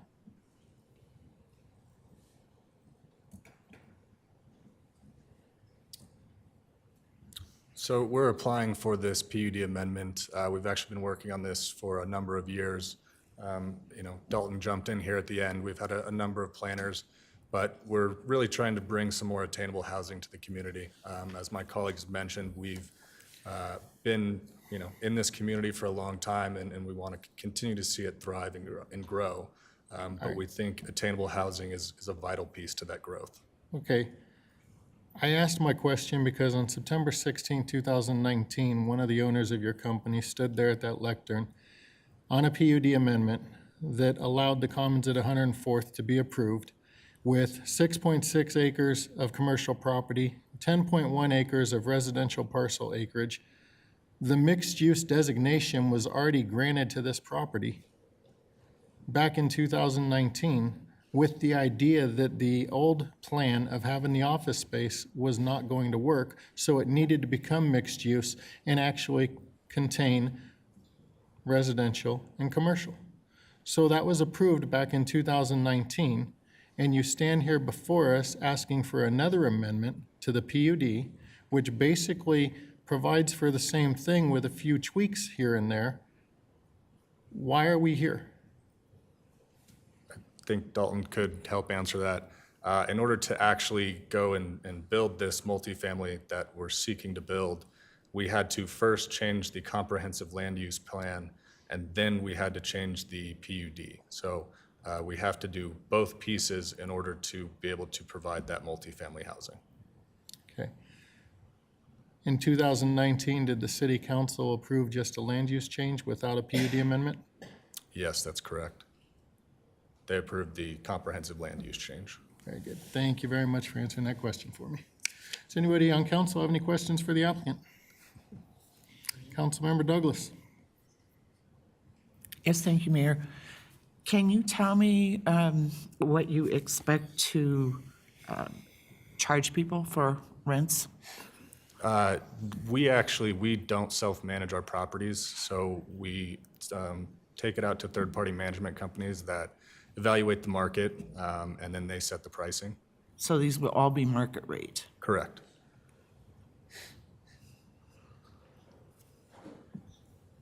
And how many parking spaces per unit? I believe it's in there, and off the top of my head, it depends on the unit mixture. For example, if you have a two-bedroom, it's going to require more parking than a one-bedroom would, a studio, et cetera. It depends on the final unit mix that gets approved.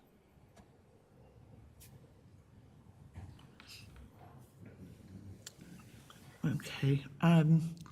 And as far as the retail, it seems kind of small in the square footage. Is there a reason for that? It looks like the parking is adequate, a lot of vegetation. Was there a reason? Is that typical to have that amount of square footage for? Are you speaking towards the concept plan that was presented? Yes.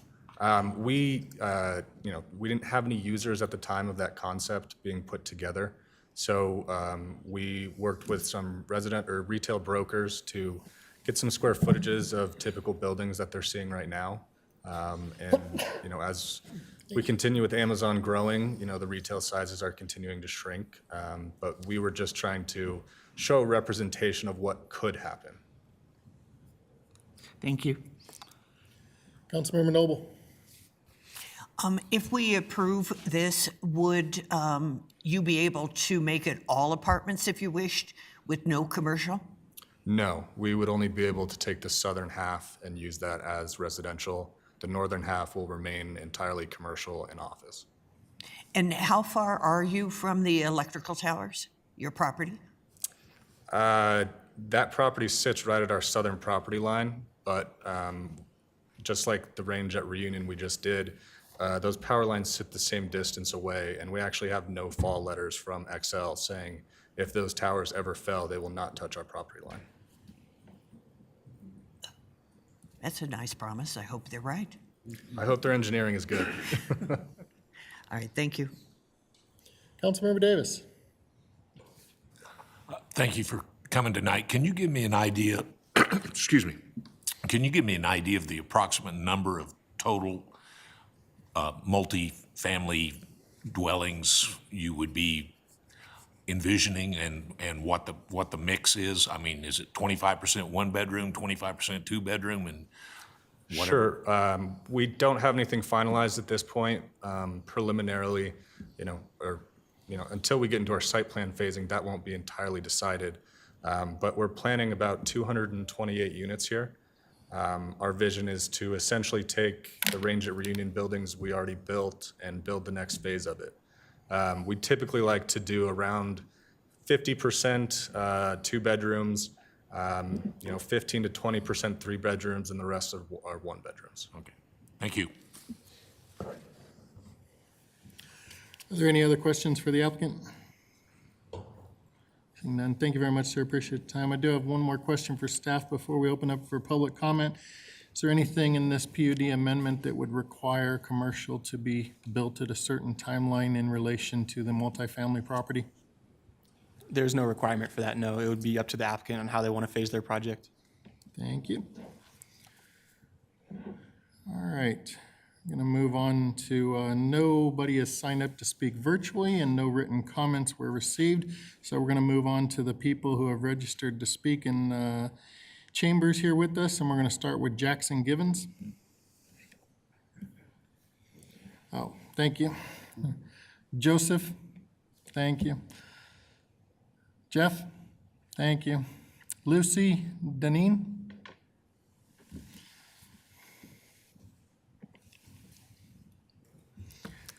Hello. I'm going to remind all our speakers, please give your name and address for the record and keep your comments limited to 3 minutes. Okay. My name is Lucy Deneen. My address is 1115 South Downing Road, Denver, Colorado, 80210. I am with a company called Cadence Capital Investments. We have been in the Denver metro area for about 22 years, and we specialize in retail development. The reason I came here tonight to speak as a public is we have been involved and working and following this development for quite a while. We know Southwest pretty well. We've worked with them even on the development they did at Chambers and 104. So I'm actually speaking just as a retail developer. We have been very active and we work with national users, national tenants, and have for a long time.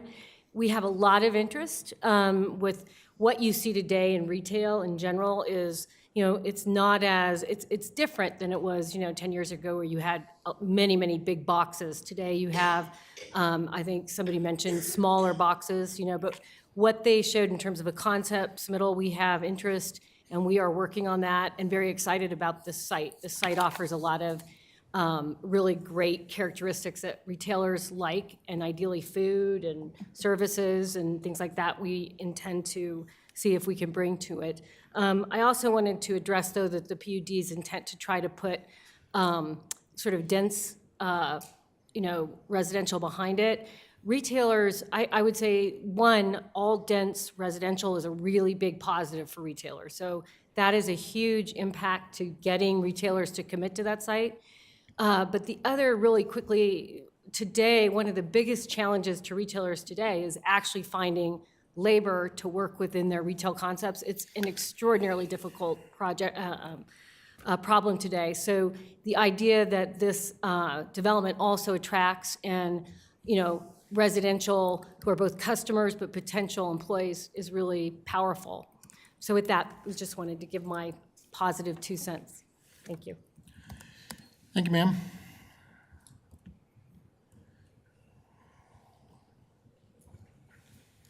Next up is going to be Guillermo Serna.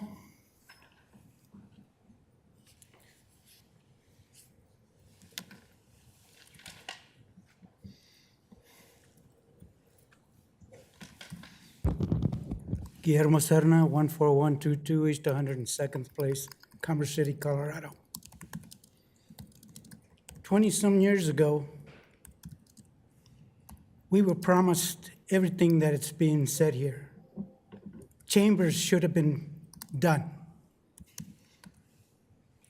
96 should have been done. Where did all this money go to? We don't even know what companies have bidded on there before. There were mistakes that were made. We have to slow down. You can okay this and okay that, but companies and builders are just as spoiled as our children. They want things, but they don't want to spend the money. Well, the community needs that time. We talk about getting this and getting that and who pays for what and who didn't. Well, the people that came in and are now here are going to have to pay more. Plus, or other organizations that you're going to be bringing forth later on. The people down south are still waiting. Derby, nothing's being done. These companies don't want to go in there and build there. You are the people that we elected to represent us, to ask the right questions. I see all these people here. What are they doing? If you're asking all these questions and you're not being prepared, don't just lay on what is said, but what is written down. You got new lawyers. You got new administrators. Train the people. You're not being given the right information from what I see. I haven't been here for a while, and I probably won't be here for another while. But by God, do your job. That's what you promised us when you ran. You got old people, but they were born here. A lot of you right now are new people. That's what we were hoping for when we okayed the $300 and some million for the infrastructure. It's not there, people. Where did it go? 3 times companies, okay? The first one, they wanted to build a storage area. The second one, they wanted to build something to do with the feds. Now we come with this. Come on, let's be honest with the people that elected you to get it done, but the right way, and slow down. You're going too fast. Thank you very much. Thank you, Mr. Serna. Would the applicant like to redress any comments that were made during the public comments? You're okay? All right. I have a couple, before I close the public hearing, I have a couple follow-up questions that I wish to ask the applicant regarding some of the allowed uses that you're seeking.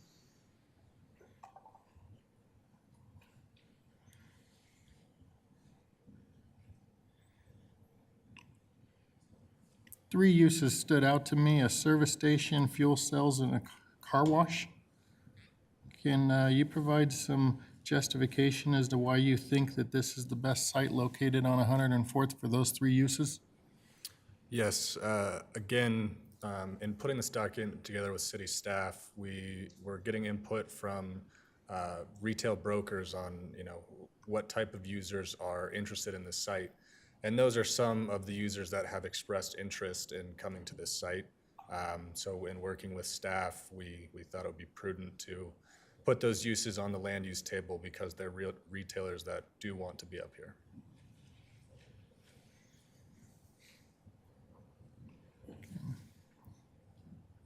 Okay, thank you for that. Any other questions for either the applicant or the staff before I close the public hearing? All right, I'm going to close the public hearing and take a 5-minute recess.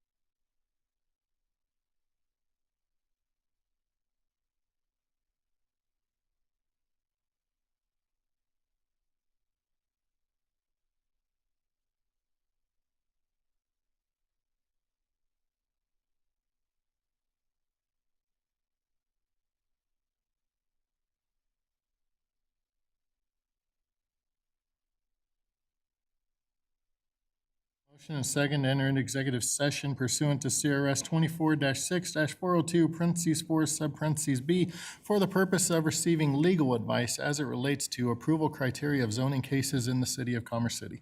Councilmember Madera. So moved. Councilmember Ford. I have a motion and second to enter into executive session for the purposes stated for receiving legal advice related to zoning approval in the city of Commerce City. Is there any discussion? Seeing no request for discussion, we'll do a voice vote. All those in favor signify by saying aye. Any opposed, say nay. All right, city council is going to go into executive session for approximately 15 minutes to get some legal advice, and we'll return upon that.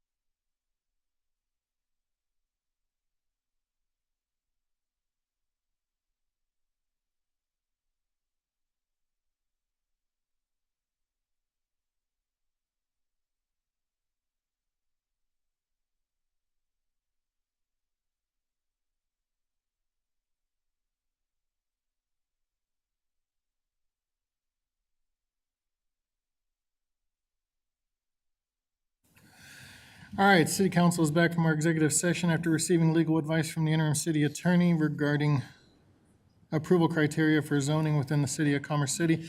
This time I'm going to reopen the public hearing. And does anybody on council have any questions for the applicant? Councilmember Noble. Yes, my question for the applicant is whether they, what their study showed regarding the need for senior housing in North Commerce City. Yes, we did do a study looking at the need for senior housing up in Commerce City. The study came back that this area is not quite ready for it at this point. The average age in the community is still relatively low. So it's the great-grandparents that are needing to go into assisted living at this time, and those decisions are not being made by the grandkids who are living up in this area. Thank you. Are there any other questions? All right, I have a couple questions. I'd like to go back to your requested uses on this property and discuss that along with approval criteria.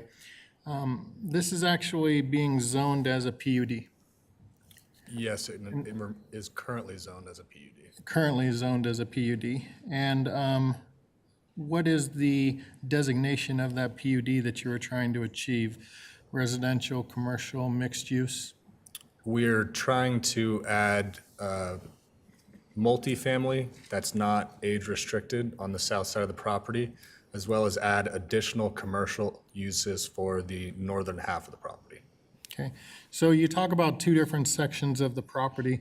What is the intent on maintaining this property together as one piece as a PUD, as opposed to coming in and requesting zoning for the southern part of the property as strictly residential, multifamily, and the northern part of the property as commercial? We wanted to come in all at once to add multiple uses, not just the multifamily. We wanted to also update the PUD, add these architectural standards to ensure that this development is cohesive. The current PUD does not ensure that this is going to be a cohesive development, between the commercial and the residential. Okay, thank you. When you talk about cohesive development, can you expand upon that for everybody that's listening as far as what do you actually envision is a cohesive development? So it goes back to what Jeff had mentioned in that red line. What we've worked with staff very closely on is how do we make this cohesive? So if you look at a lot of those architectural standards, you need to have four-sided architecture, which means you can't just have a blank wall to the back of a commercial building facing the street. We have standards on what kind of materials, how much percent of masonry, a lot of those pieces and those standards to really make this cohesive between the whole development. Okay, so appreciate your answers, and I'm trying to understand, when we talk cohesive, I envision where all the uses on a property complement each other. Is that the intent of the cohesion that you're going after? Yes, beyond just the aesthetic look, that's why we want to bring some more retail users that want to be up here, that the community needs, that the residents who will, ultimately live in this area, will be able to utilize all of those commercial uses. Okay, so I've asked him to put this up here for the PUD, and I'm going to look at Section 3, Paragraph C, subsection I, that says addresses a unique situation, confers a substantial benefit to the city, or incorporates creative site design such that it achieves the purposes set out in Section 24-4370, and represents an improvement in quality over what could have been accomplished through strict applications of the otherwise applicable district or development standards. This may include, but is not limited to, improvements in open space, environmental protection, tree vegetation preservation, fishing provisions of streets, roads, and other utilities, services, unique architecture or design, or increased choice of living and housing environments. So I take that statement and I take the cohesive statement that you've made, and I put those two together. And my question comes on some of your requested uses. You've requested to be able to put 228 approximately apartments on the southern section, almost 7 acres of this property. The northern section, you've requested commercial. And in that, you want the ability, the use, right, by right, to be able to do a service station, fueling stations, a car wash. Can you explain to me and the residents how it is that those 3 uses are creating cohesion with 228 apartment units, as well as going towards the purpose and intent of our land development code, addressing a unique situation or substantial benefit to the city? So under the current PUD, you are allowed to do a service station, but it was limited to 2 pumps, excuse me. So, we were just slightly amending that to add the number of pumps. We also see that being cohesive because in our mind, being cohesive is, your residents are able to utilize the retail that's right in front of them, i.e. if, they're going to work, having the ability to turn right in and fuel up their vehicle on the way to work or when they're returning from work. Car wash as well, people wash their cars, it's pretty frequent, and having it on site makes it a lot more convenient for residents living in the area. Okay. One of that criteria is substantial benefit to the city. How many car washes exist within a half-mile radius of this property? In a half mile, I want to say there's 1 or 2. Okay. How many gas stations exist? I believe 1 or 2. Okay. To include the largest gas station in the city sits up there. So how is it that adding more of an amenity that is already abundant is going to be a substantial benefit to the city? Personally, we don't develop gas stations, so it's a little difficult for me to answer, what gas users see as their demand drivers. But they are a user being told to us from our retail experts as a use that does want to be at this location. Beyond that, there's a few other things that could be added in there. We're adding a diversity of choices for users as well. I believe the nearest gas station is actually a mile away. It's not within that half mile at 104th. So it's a little bit further than that. And as the population increases, there's already frequently long wait times at some of these gas stations. So it is a benefit to the city by allowing more people to fuel up at peak times. And it is a benefit to these users by allowing it to be right by their housing. I don't believe that the King Soopers gas station is a mile away from your proposed property. Okay, I could be incorrect. I believe 104th to All right, Blackhawk's 1 mile. my question to you in follow-up to this is, are you willing to remove those 3 uses from your application as use by right?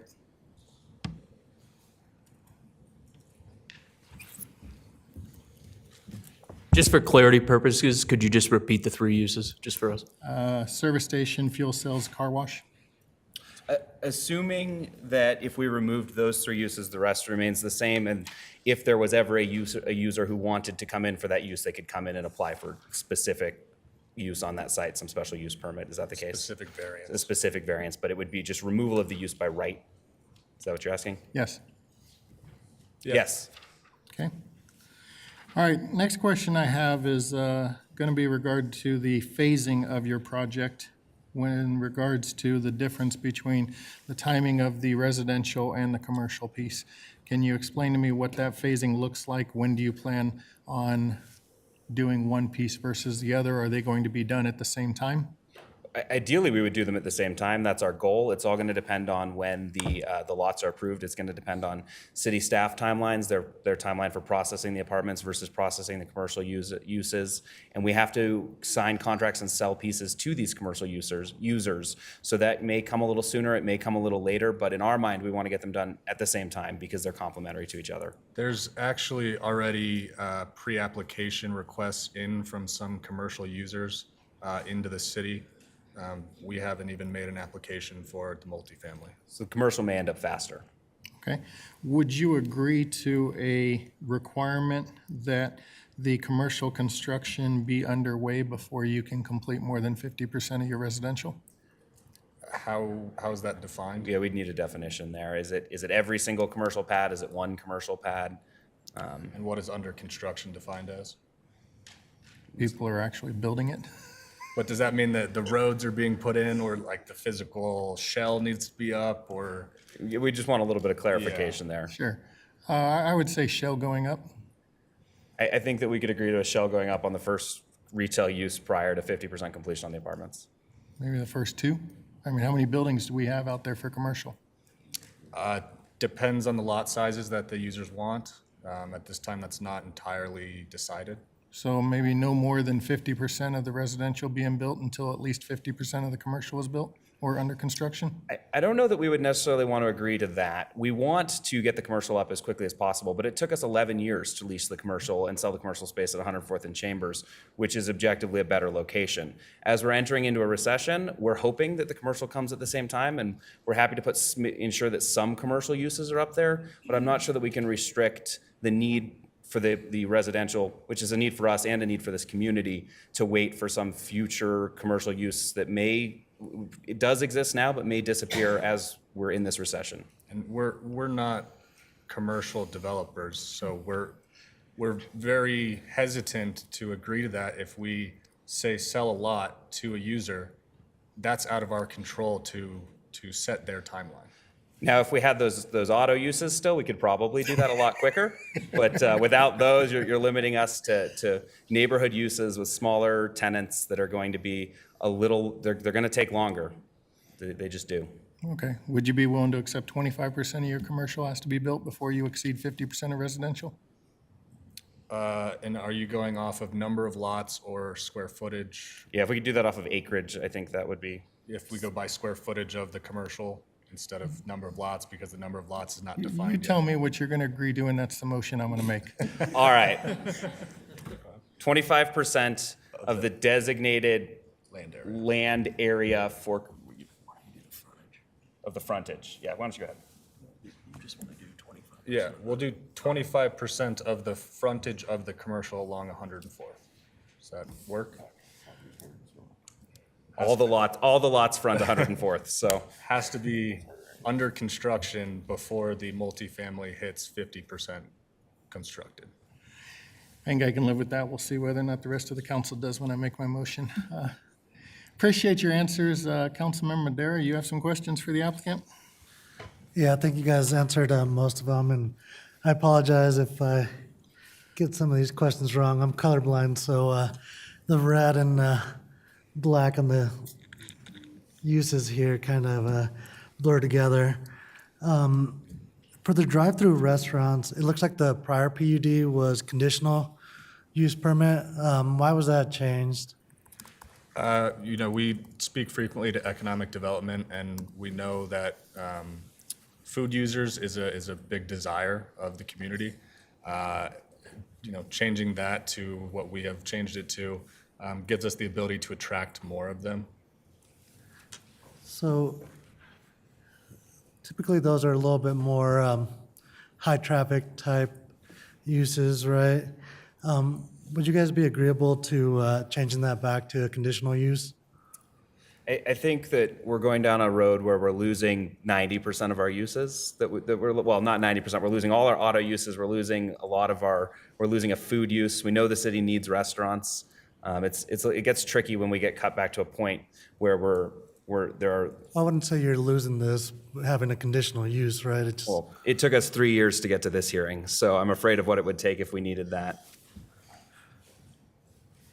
Right, well, I mean, that is a high impact type use, right? Which is probably why in the old PUD it was designated as it was. Would you agree? Could you perhaps say it's a conditional use that staff or planning commission can approve, so it doesn't have to go all the way to council? So for your edification, our use by permit does go through planning commission and city council by code. Okay, you can't make an exception to that for this particular PUD? No, we can't contract around the code. Okay. Okay. We'd be willing to We make can do it that, we can conditional. make that condition. Thank you. Councilmember Noble. Thank you very much. What have you developed in terms of ideas around uses that would be considered primary uses for Commerce City? Because the more rooftops we add versus actual primary uses, the more people are commuting out of the city. They're not shopping here, they're not dining here. We're not offering a primary use, as far as I can tell. You're facilitating, to my way of thinking, a way to leave, which would be under F, which is to the maximum extent feasible, the proposal mitigates any potential significant adverse impacts on adjacent properties or on the general community. We're big favors of, we're much in favor of primary uses like restaurants. What we have heard from a lot of those users is that Commerce City, this particular area of it, doesn't have enough population. You need more rooftops to get those uses. And we actually have an expert on commercial uses here with us. Jeffrey Hirschfeld, would you come up and tell us what primary uses you might be able to? And again, we're not commercial developers, so we're not the ones necessarily deciding what uses are showing up. But office would certainly be something that you were talking about. And we would be happy to have an office if they can, make the numbers pencil. But kind of going back into history a little bit, the group that did the PUD, original PUD, did the office on the northwest corner. Those offices took about 10 years to develop. And he actually never closed on this particular piece of property because it wasn't financially feasible. It is a primary use, however, and people would be able to then work here and do everything else that they need to do, which is dine and shop and that kind of thing. A restaurant is actually a secondary use. And we don't want to get rid of office. We're happy to have an office show up on the commercial. If there's a developer who can do that and can make it work, we're all in support of it. But if you look at office occupancy throughout our city, throughout our country, there are office foreclosures of major towers happening. It's just not as good of a use as it used to be. Residential apartments, that is a primary use. Senior housing was in the original PUD, however. We would have loved to do senior housing. We looked at that extensively, and as Jackson said, the community isn't aged enough. The people who are making the decisions for the people who go into senior housing don't live in your community yet. I'm sure there are some, but they're not in a great enough number. Are you looking at me when you said that? No, not at all. I'm not looking at anyone, but it's just they're not in great enough number to do it yet. If senior housing is a great use when you can get it to work, but unfortunately, we're not there yet here in this town. And if something were to change in, the coming months when we apply for a site plan and it is financially feasible, we would definitely look at it. We're not asking to take that use out of this PUD. Yeah, thank you. Councilmember Hurst.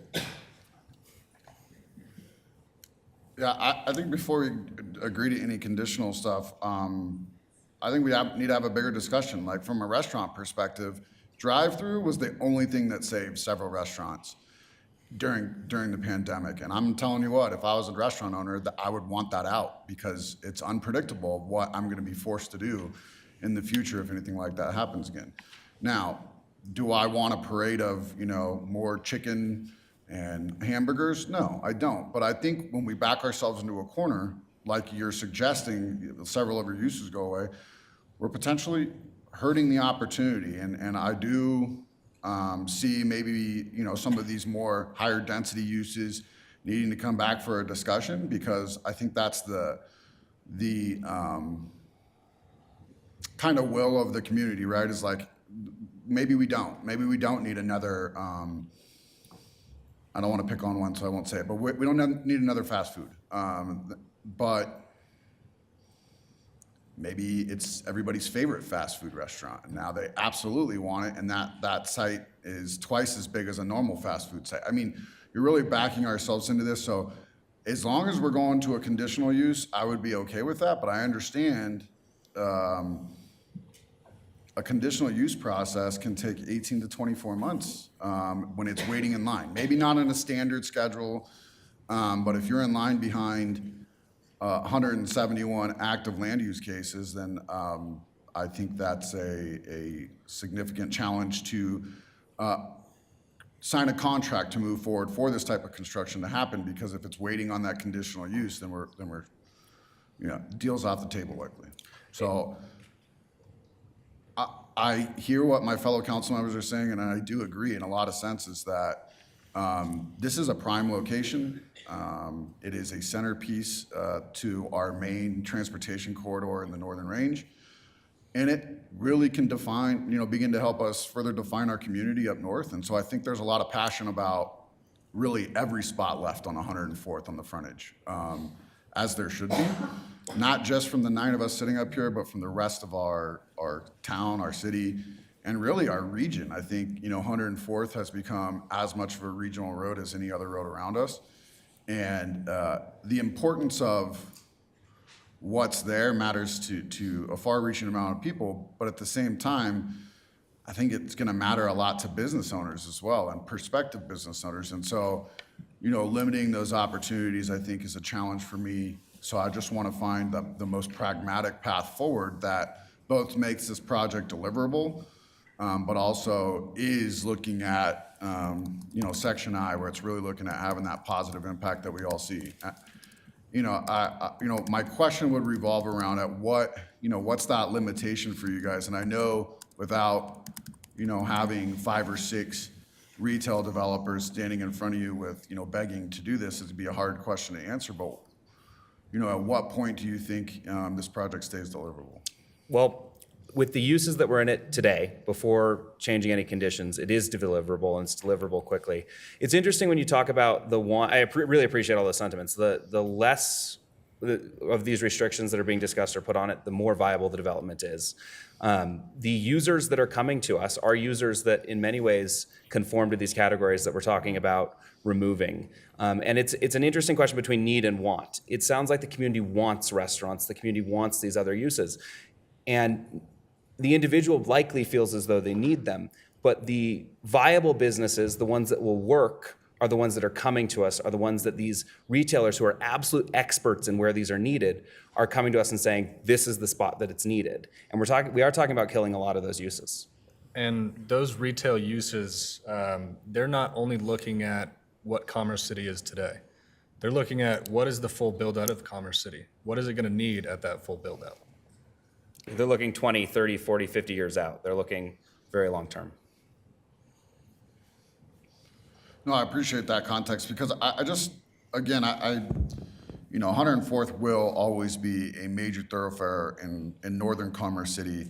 And, my concern, I guess when we're talking 30, 40, 50 years out, we all can see a path towards lots of changes in our society. And how does that change? And how do these properties that are developed today adapt in that situation as well?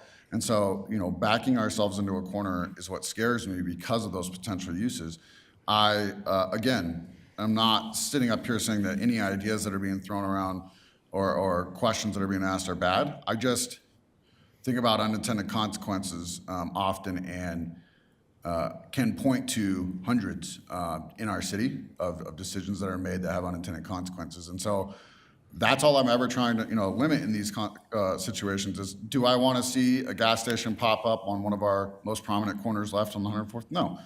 But does that limit us to some other productive uses coming in there that can pave the way for some better stuff, next door? Absolutely. In my mind, it limits that. So what I would ask this council is just to try to find the most pragmatic solution possible. Any other questions? Seeing none, thank you, gentlemen. Appreciate your time again. With no other questions to be asked, I'm going to once again close the public hearing. Now I'm looking for a motion and a second to approve the findings and recommendations of the Planning Commission on case Z-860-07-08-18-22. Councilmember Dara? So moved. Councilmember Ford? Second. I have a motion and a second to approve the findings and recommendations of the Planning Commission on case Z-860-07-08-18-22. Is there any discussion? Seeing no request for discussion, we'll do a voice vote. All those in favor signify by saying aye. Aye. Any opposed, say nay. Nay. Motion is going to pass 5-3. Next up, I'm looking for a motion and a second to introduce by council as seated and approve on first reading ordinance Z-860-07-08-18-22. Councilmember Ford. So move. Councilmember Madera. Second. I have a motion and a second to introduce by council as seated and approve on first reading ordinance Z-860-07-08-18-22. Is there any discussion? Councilmember Ford?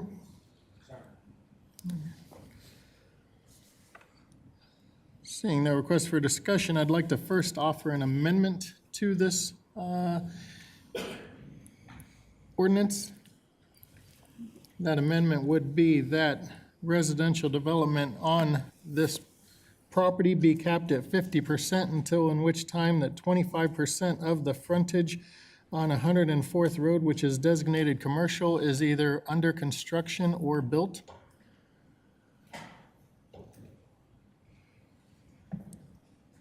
Mr. Rogers? You may want to further define under construction being vertical. Yeah, okay, vertical construction, thank you.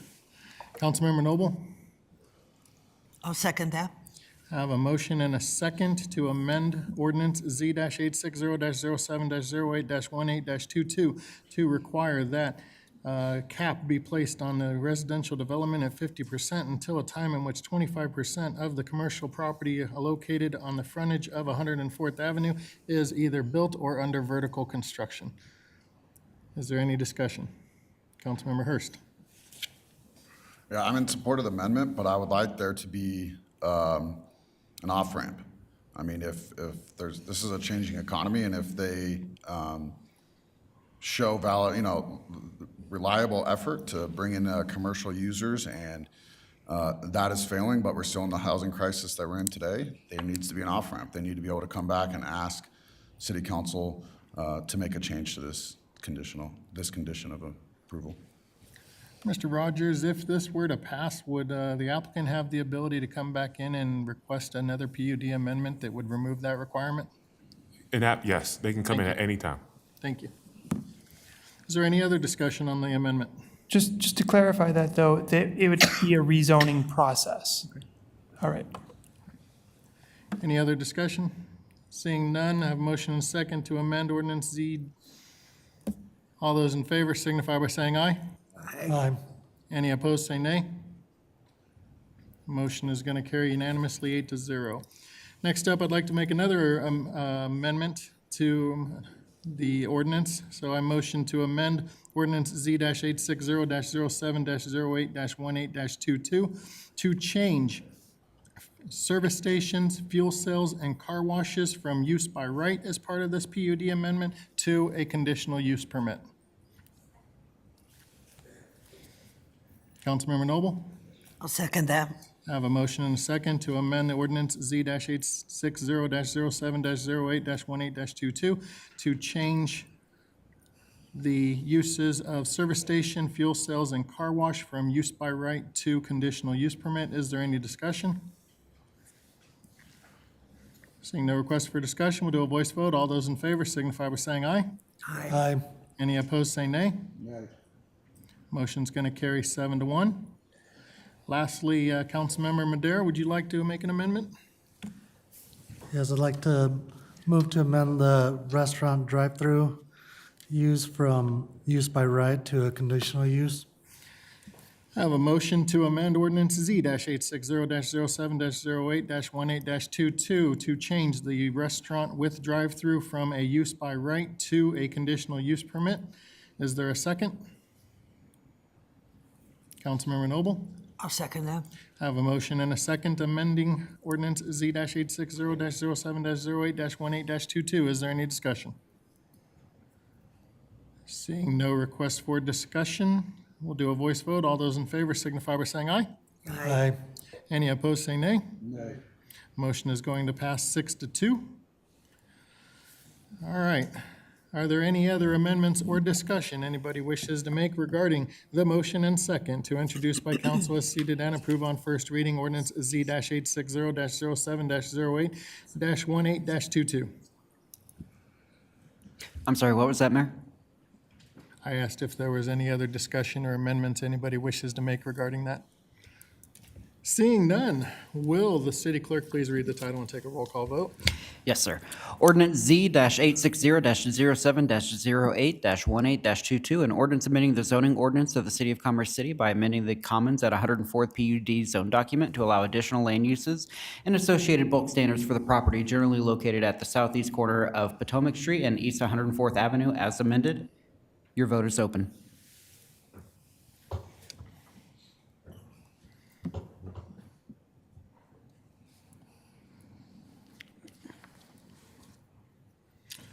All right, motion carries as amended, 7-1, with Councilmember Douglas being the no vote. Thank you all. Appreciate you being here with us this evening. Next up, we're going to have our third public hearing. It's going to be on ordinance Z-983-22 for rezoning the property at 48th and Ivy Street. I'll remind council again, use the public hearing only to ask questions and gather facts, but not to express opinions or indicate how you vote. You're not permitted to provide testimony if you wish to participate in the decision. Rely only on facts developed in the hearing and in the record, and apply those facts to the criteria in the Land Development Code. And Mr. Hayter, would you like to address the council? At this time, I'd like to ask the following. Is there any council member who cannot hear this matter and make a determination fairly and impartially based on the record before you and the facts and evidence as developed at the public hearing? Will the record reflect that no member of council has indicated an inability to be fair and impartial? Thank you, Mr. Mayor. Thank you, sir. Appreciate that. At this time, I'm going to open the public hearing, and I will invite Stacy Wasinger, city planner, to provide the presentation.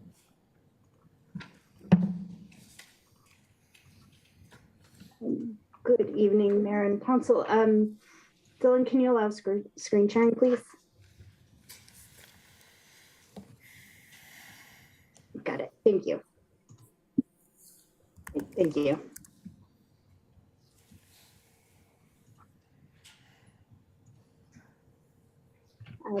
Good evening, Mayor and Council. I'm Stacy Wasinger. I'll be here to present the staff presentation for KZ 983-22, which, as stated, is a request for a zone change. This is located on the north side of East 48th Avenue and east side of Ivy Street. The current zoning is agricultural, and the request is to rezone to I2, which is medium intensity. The future land use for this site is general industrial.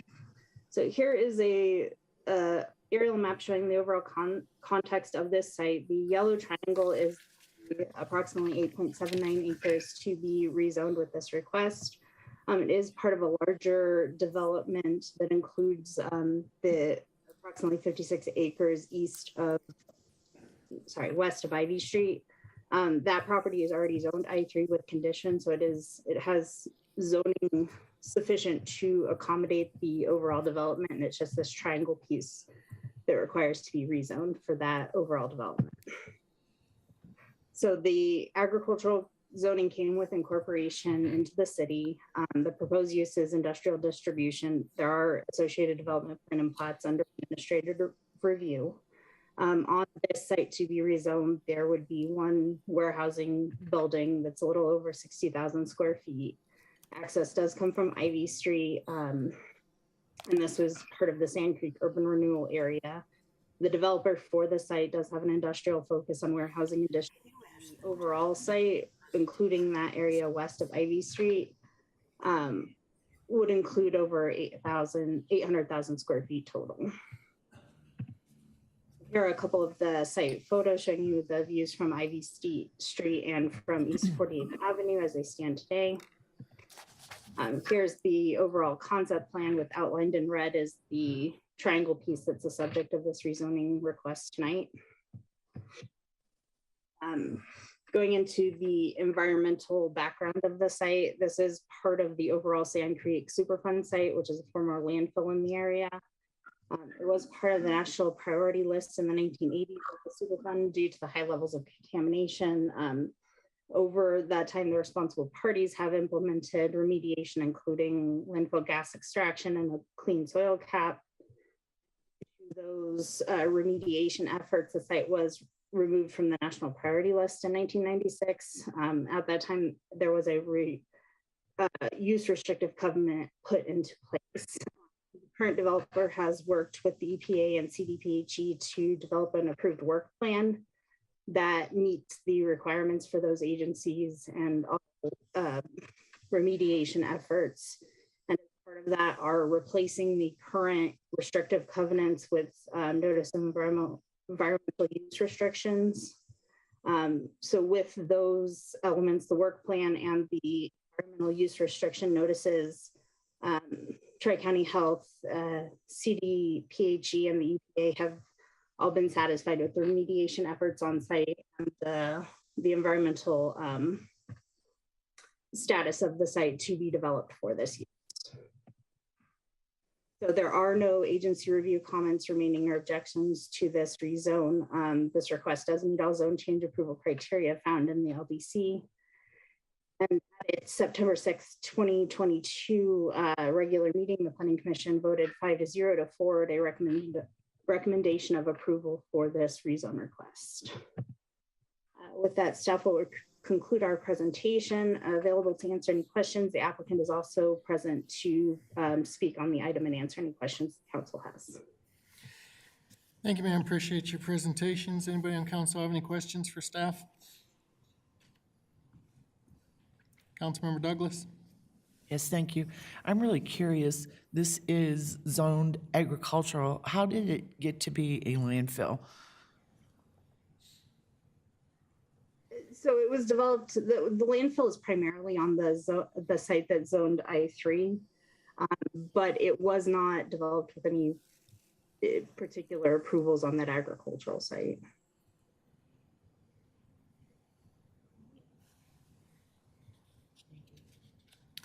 Any other questions for staff?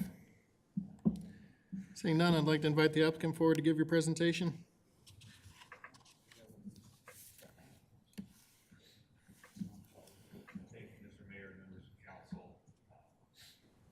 Thank you. Thank you, Mr. Mayor and members of council. I'm Bruce O'Donnell, and I'm the applicant's representative. And Stacy and I are going to try to coordinate because she has control of the presentation here tonight. So I'll try to be quick and not repeat too much of this, of staff's report. This request is to rezone from agricultural to I2, and I2 was at the direction of your planning department as opposed to other industrial zone districts. Because of the mix of allowed uses in I2 seem more compatible than in other districts. Next, please, Stacy. This only relates to the almost 9 acres east of Ivy Street, which will be part of the master plan Triangle Logistics Center, which has about 65 acres on the west side of Ivy Street. And the image on the left side of the screen is a rendering, pardon me, of the type of quality tilt-up construction that we envision for this Class A industrial park. Next slide, please. As we've discussed at Zoned Ag today, it's surrounded by heavy industrial on all sides, including south of 48th, which is in the city of Denver, and also across the railroad tracks and into existing mature industrial parks. This site's been vacant for about 40 years. It was a previous landfill, as we all know. Next slide, please.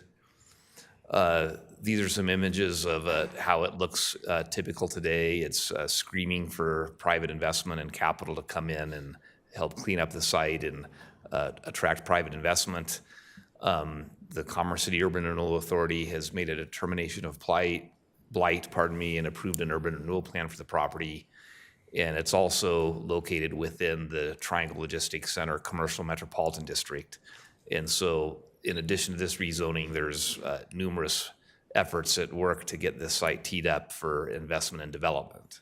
Next slide, please. This shows how this particular site seeking rezoning fits into the overall master plan. And it's a concept of how about a 60,000 square foot building could be oriented. All of this acreage is going through development review right now for a development plan through your planning and public works departments as kind of companion entitlement efforts to this rezoning request. Next, please, Stacy. This is just a little closer up view of that same building and the setbacks and landscaping opportunities and so forth that could happen here once rezoned. Next, please. This is a page right out of the development plan submittals that are going through with city staff today. And I noticed in your packet in the detailed staff report that there are some references to that concurrent development plan that's being processed. Next, please, Stacy. Again, just another conceptual rendering of the types of buildings we envision going into the Triangle Logistics Park. Next, please. This rezoning meets all the criteria in your code, and they're all checked boxes A through F, as was evidenced in your staff report. Next, please. And then importantly, in the city comprehensive plan, this site is identified as general industrial, and it's also in kind of the bullseye of your southern industrial opportunity area. And so there's adopted plan support in favor of the rezoning. Next, please, Stacy. Here's that southern industrial opportunity area that I mentioned. And the comp plan is very specific that industrial investment is the right future land use for this site. Next, please. Before I get into this, I want to add some additional information. We've concluded all of our work now with the EPA and CDPHE, and there are a lot of requirements in this work that compel us, and we desire to have sustainable environmental practices here. And some examples are that the agreement with the EPA requires that we provide electrical connectors at loading docks and doors to reduce truck idling. We have on-site stormwater management using low-impact and green infrastructure practices. We will reclaim water for irrigation and/or install programmable irrigation control systems with rain detectors to minimize potable water consumption and runoff. We're required to use native and adaptive landscaping, install bike racks and shower facilities in buildings to encourage low-impact transportation, and improve street-level public transportation. There's a number of bus stops near here, and part of our EPA requirements are to create new safe bus stops and also energy-efficient building systems, and reduce greenhouse gases by improving the existing methane extraction system and constructing new energy-efficient flare station on site. And I just wanted to speak to some of these efforts to address environmental sustainability. And with that, we request that the City Council vote yes to approve case Z 983-22, rezoning this property from Ag to I2, and I'm available to answer questions should you have any. Thank you. Thanks, sir. Appreciate that. Does anybody on council have any questions for the applicant? Councilmember Douglas. Thank you. Yes, when you extract the methane, what happens to it after you extract it? So it historically has been burned off. The burn-off station is actually in property west of Dahlia Street in Denver. And there's a kind of an interlinked, kind of a spaghetti web of PVC piping underground that's collecting the methane out of the landfill. And one of the requirements is that that all be redone and modernized and improved. And then it will continue to be burned off in a new, much more efficient and cleaner burn-off station. And we're also exploring some ideas of being able to recapture some of that and have it be an energy source on site rather than entirely it being burned off. But the current plan is that it would still be burned off, but more cleanly and efficiently than it has been historically. So it travels by pipeline then, as opposed to trucking it anywhere? I'm sorry, Councilman, I didn't hear that. It travels by pipeline rather than being trucked anywhere? There's a network of underground pipes that are penetrating into the landfill, and the landfill naturally just puts off methane. Right. And these pipes collect it and transfer it to the on-site burn center. Okay, so as it stands, that is happening right now. But Yes. you're saying those pipes are going to be replaced then? Yes, they're really old and inefficient, and they also would not, they're not configured in a way that the site could be graded and new streets and water and sewer systems could be installed. And then also they would be in the way of building foundations. And so they're going to be replaced with a brand-new system that is coordinated with the development plan. Okay, and that would be done prior to the beginning of construction of the building, is that correct? Yes, all this, that'd be part of the site work, correct. All right, thank you for the answers. Thank you. I'd like to follow up on that project. That's going to make those pipelines in the system more efficient and more environmentally sustainable, correct? Yes, sir. All right, thank you very much. Appreciate that. Any other questions for the applicant? Seeing none. We don't have any in-person speakers registered to speak under this item, and nobody submitted any written documents or online comments. Great. Therefore, I presume the applicant has no rebuttals to make, so I'm going to close the public hearing. I'm looking for a motion and a second to approve the findings and recommendations of the Planning Commission on case Z-983-22. Councilmember Hurst. So moved. Mayor Pro Tem. Second the motion. I have a motion and a second to approve the findings and recommendations of the Planning Commission on case Z-983-22. Is there any discussion? Seeing no request for discussion, we'll do a voice vote. All those in favor signify by saying aye. Aye. Any opposed, say nay. Motion carries unanimously. Now I'm looking for a motion and a second introduced by council as seated and approved on first reading, ordinance Z-983-22. Councilmember Hurst. So moved. Mayor Pro Tem. Second the motion. I have a motion and a second to introduce by council as seated and approve on first reading ordinance Z-983-22. Is there any discussion? Seeing no request for discussion, will the clerk please read the title and take a roll call vote? Ordinance Z-983-22, an ordinance amending the zoning ordinance and zoning map of the City of Commerce City, Colorado by rezoning the property generally located at the northeast corner of East 48th Avenue and Ivy Street from Agricultural District AG to Medium Intensity Industrial District I-2. Your vote is open.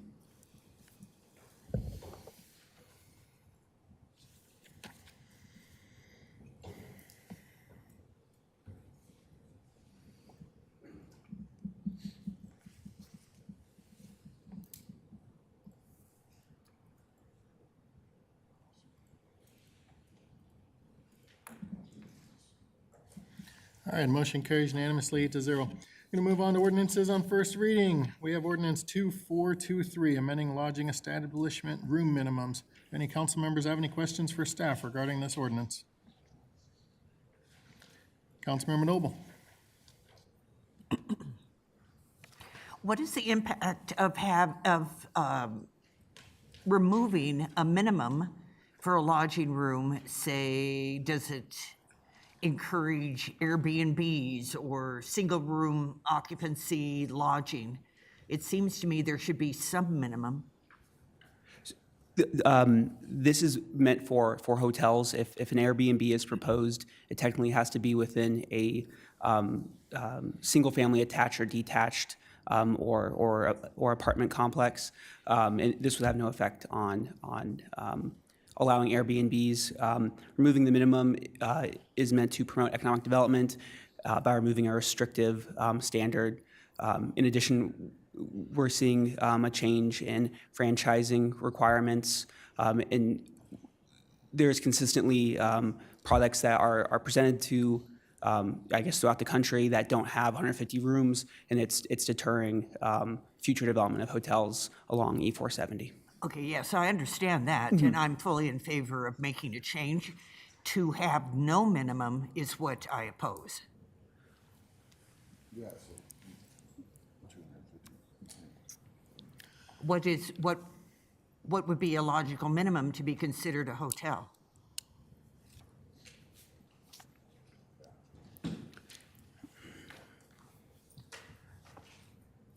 Because 0 rooms, how can you be a hotel? You need to have some sort of minimum.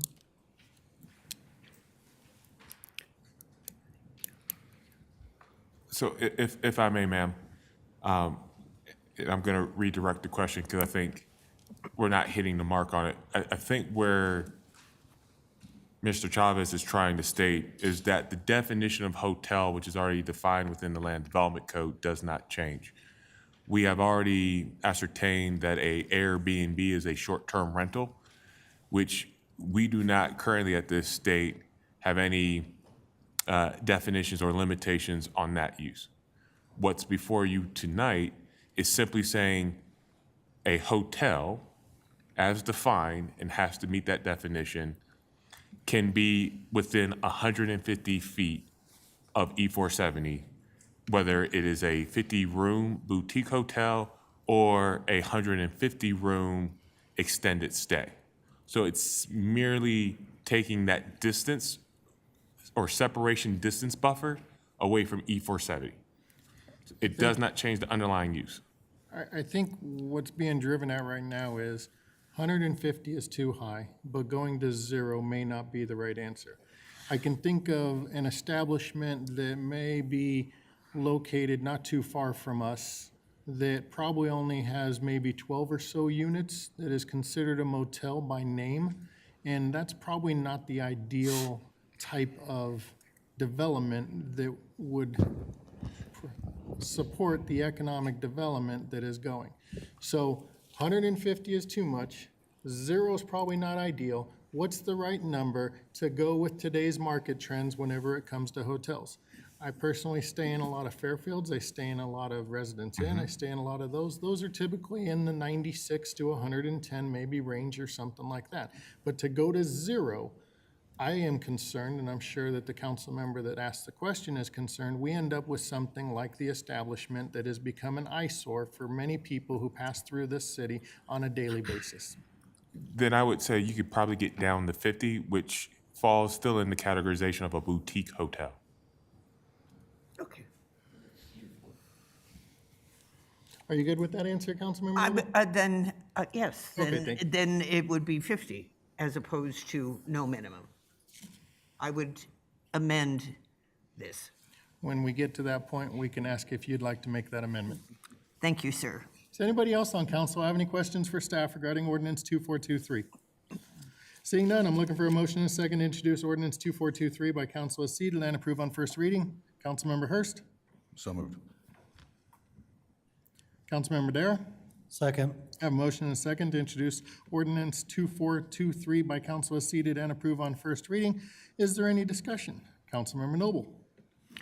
Yes, I would like to make an amendment that the minimum number of lodging rooms be 50. Councilmember Noble has made a motion to amend ordinance 2423 by placing a minimum of 50 rooms as opposed to 0. Is there a second? Mayor Pro Tem. I'll second the motion. I have a motion and a second to amend ordinance 2423 by placing the minimum hotel rooms at 50 instead of 0. Is there any discussion? Councilmember Noble? I apologize, I didn't have this all. Councilmember Hurst? Well, since we're on this topic first tonight, I think 50 is a great number, but I think an establishment should be able to come to address us if they'd like to go lower.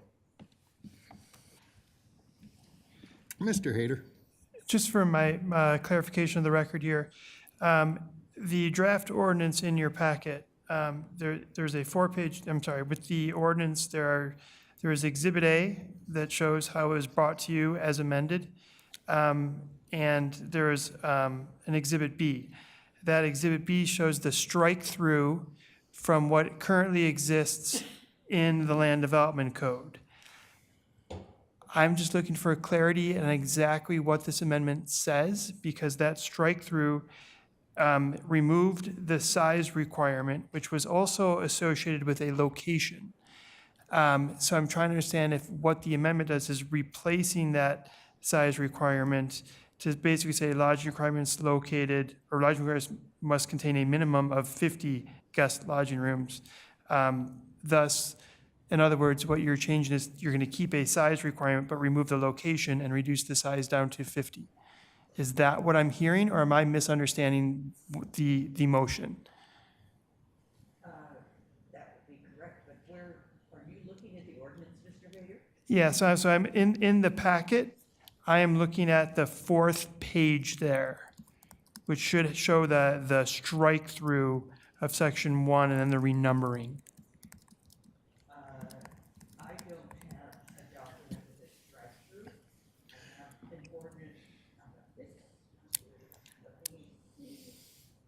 ordinance. Let's try to just paraphrase real quick without trying to dig through documents with very small type. The current ordinance says if a hotel is within 150 feet of E470, so I'm sorry, 1 mile of E470, it is required to be a minimum of 150 rooms. The purpose of this ordinance brought to us was to remove that requirement and say any hotel within a mile of E470 can have any number of rooms. Any hotel can have any minimum number of rooms. The concern expressed was going to 0 was not the right answer, and everybody settled on 50 was the right answer.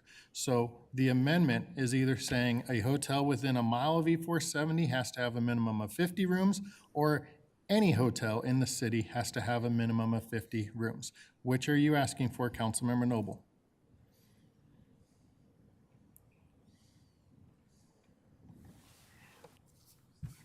I am asking for the change that applies to ordinance 2423.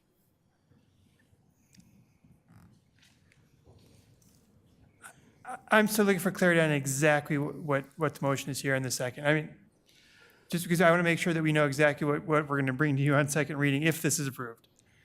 So then make it apply to both, that a hotel is defined as no less than 50 rooms. No matter where it is?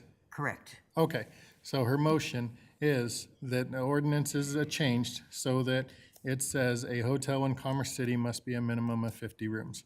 Mr. Rogers? So how it could read, and I'm just gonna, so it would be saying, lodging establishments shall contain a minimum of 50 guest lodging rooms. Sounds good. Are you good with that, Councilmember Noel, since it's your motion? Sounds good to me. Great. Who made the second on this motion? Okay. Mayor Pro Tem, she's good with it. Great. Councilmember Madera, would you like to chime in on this conversation for us? I just have one question. Does this affect any existing projects or anything that we have in the pipeline? Staff is shaking their head no. Thank you. All right. Motion is, go ahead. My understanding was one of the reasons this was coming was because it was going to potentially allow an application that would have otherwise not been able to go forward.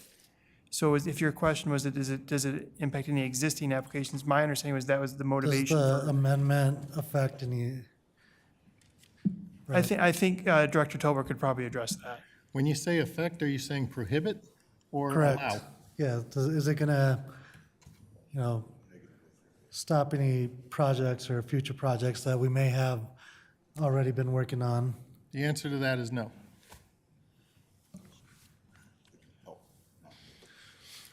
The hotels that are planned that we are seeing right now, all are 100-plus rooms.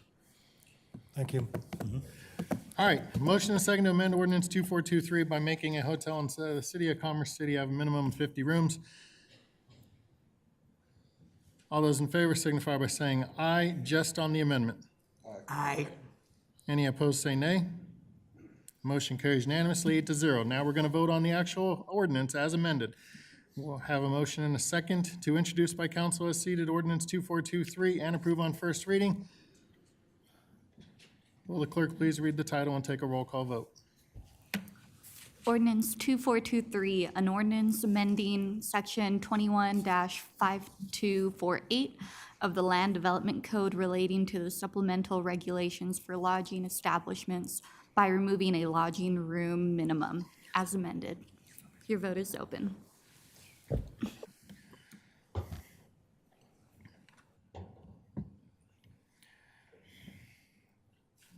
All right, motion carries unanimously 8-0.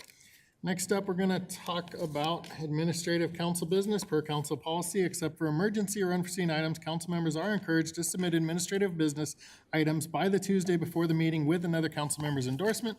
We're going to start off with inviting Dylan Gibson, our illustrious city clerk, to introduce the city council vacancy process. Illustrious, I like it. Illustrious. Let's go.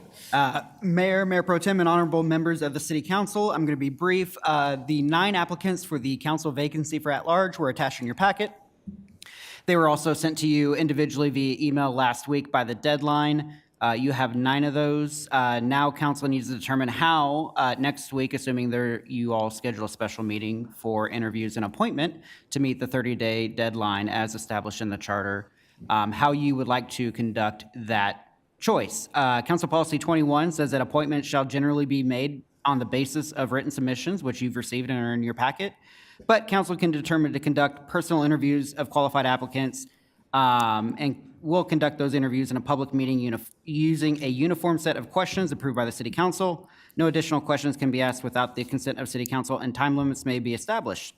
You can also modify your selection process by conducting runoff votes among applicants who receive minimum numbers. So, if anybody of the 9 receive 0 or the fewest votes, they're automatically knocked off for the next round, and then you proceed to vote and continue to knock off the applicants with the least amount of votes until you get down to your final 2. You can appoint an eligible person who is willing to serve even if that person did not submit an application. You can allow the applicants to present before you. You can schedule informal receptions. You can establish a nominating committee of the City Council or members of the public to provide non-binding recommendations. You can select an alternate method to resolve ties, such as coin flips or drawing of lots, and you conduct ranked choice vote by which council members rate their applicants, your top 3 in order, from 3 being your preferred to 1 being your third preferred, I guess, and the applicant with the highest score then is the person that you would vote to appoint. So we're just looking on how you would like to conduct that selection process next week at a special meeting, if you'd like that special meeting before the scheduled study session or after, and any show notes you would like for next week. Thank you. Councilmember Hurst. I'd like to make a motion to duplicate the process that we've used for the last 3 appointments next week at a special meeting before study session. Councilmember Dara. I'll second that. I have a motion and a second to duplicate the process that has been done the last 3 appointments at a special meeting to be conducted October 24th, 2022, prior to the study session. Is there any discussion? Councilmember Noble. Could you please detail what that is, Councilmember Hurst? Yes.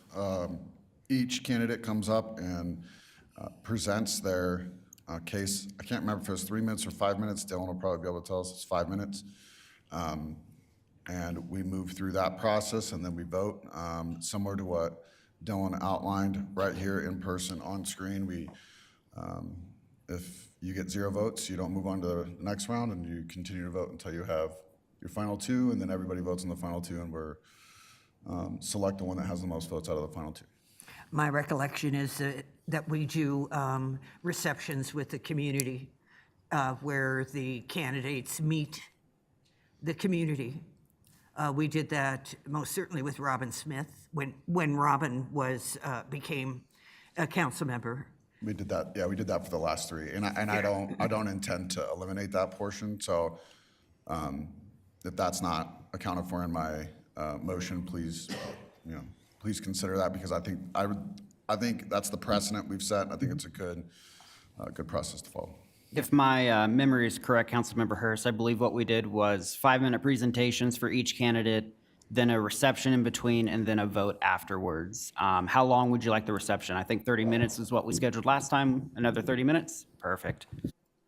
Okay, thank you very much, because I think that it was important, especially for the 9 applicants, to know what was meant by the last 3 times.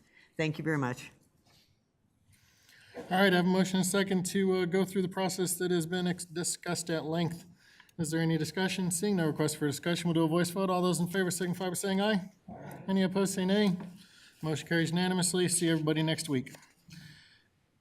Any other council members have any administrative business items of an emergency or unforeseen circumstance they need to discuss this evening? Seeing none, we're going to move to reports. Mr. Rogers, you're up. Thank you, sir. First and foremost, like to share with you all, tentatively, we have a launch date of Wednesday, October 19th, for a Commerce City Police Department Twitter account. That's going to be our first social media push to start help to get information out to the community. We'll be starting with Twitter and then moving on to other social media platforms so that, once again, we can improve our communication and engagement with the community through those means. As you all heard or had read in my report, we've started our Phase 1 beautification process in the Derby district. If you've not had a chance to go over, I would recommend that you do so. I have to give kudos to Public Works, kudos to Community Development, and kudos to our Urban Renewal team with really taking that charge, what they heard from the council, the URA board last Monday, and really trying to step up our presentation of the Derby district. With economic development, we had the State of the City luncheon last Thursday. The mayor gave a keynote. There were 110 attendees. During that event, economic development shared a marketing video that was conducted or developed in-house with our community relations. So kudos to Travis and his team for that. That video showcases how Commerce City is a great place to do business and can be found on our Commerce City ED Facebook page, LinkedIn page as well. And we'll work to get it up on our website here shortly. Obviously, as you know, we have 2 hotels that are currently in our process. One is a Holiday Inn Express Hotel Suites, which will be located at Second Creek Farms along the Tower Road corridor. Approximately 90-plus rooms within that, with a business center, pool, fitness center, guest laundry, and breakfast area. And then we have a second one further south, that being a Holiday Inn Suites. Next is at DIA Business Park. That will have 106-plus rooms, a full bar and restaurant, meeting rooms, fitness rooms, fitness center, guest laundry, and 5 electrical charging stations. The third hotel is one that is being worked on at the Mile High Greyhound Park. They are coming to the tail end of their development entitlements, and they are in the process of submitting a building permit. With Public Works, as you all have seen, the milling and paving work on Quebec has begun or is in progress. We anticipate that paving should be done by October 18th or later this week. We have received word that we did not receive approval of our RAISE grant. However, we did get incredible feedback from the reviewing body that we were actually the highest rated project in the Denver MSA. The 3 projects that were approved here were in Grand Junction, Alamosa, and Pueblo, and that based on where we stand with our actual application, that we have a very good chance in the next year or so to actually be approved for our funding. So we just have to keep at it. We've started mowing and string trimming our trails along Sand Creek Trail, and then obviously are starting to finish up along Prairie Gateway. We've created some aeration or completed aeration, fertilization, irrigation at a number of different parks in preparation for winter. We've continued to address our crack sealing issues along Highway 2. The segment between 86 and 96 is complete, and the third progress between 96 and 104th is underway. We've begun mowing operations in the core city. We've just recently completed Tower Road at the end of last week. Our sweeping program, obviously we've done Derby at the request, and now we're moving into other areas of our Pass 3. We've also completed sign install for speed limit changes along 64th and 60th Avenue. Pavement markings that we have to do in association with that are on back order, and we hope to have that in our hands by next week. And I'd like to be able to share lastly for Public Works, we've been talking about 96th Avenue, Telluride, Reunion Parkway. When I last presented an update, we anticipated that the portable traffic signals would be going live October 30th. I like to say that we are actually going to meet that mark and beat that. We anticipate having the portable traffic signals operational by the end of this week for that intersection. PRG, we have our senior volunteer recognition dinner this Thursday between 6 and 9 at the Bison Ridge Rec Center. We will be honoring our active adult volunteers for their service in 2021 and 2022. We currently have 75 guests in attendance, including volunteers, council, and staff. And then lastly, Saturday, October 22nd, between 10 and 4 at Veterans Memorial Park in Eagle Point Rec Center, we will be having our Fall Fest. And with that, we will be featuring inflatables, food trucks, pumpkin patch, trick or treat street, pumpkin carver, character artists, and featuring the Daddy Blue Band on the stage between 12 and 3 p.m. And with that, that ends my report. Thanks, sir. Does anybody on council have any questions for Mr. Rogers? Councilmember Hurst?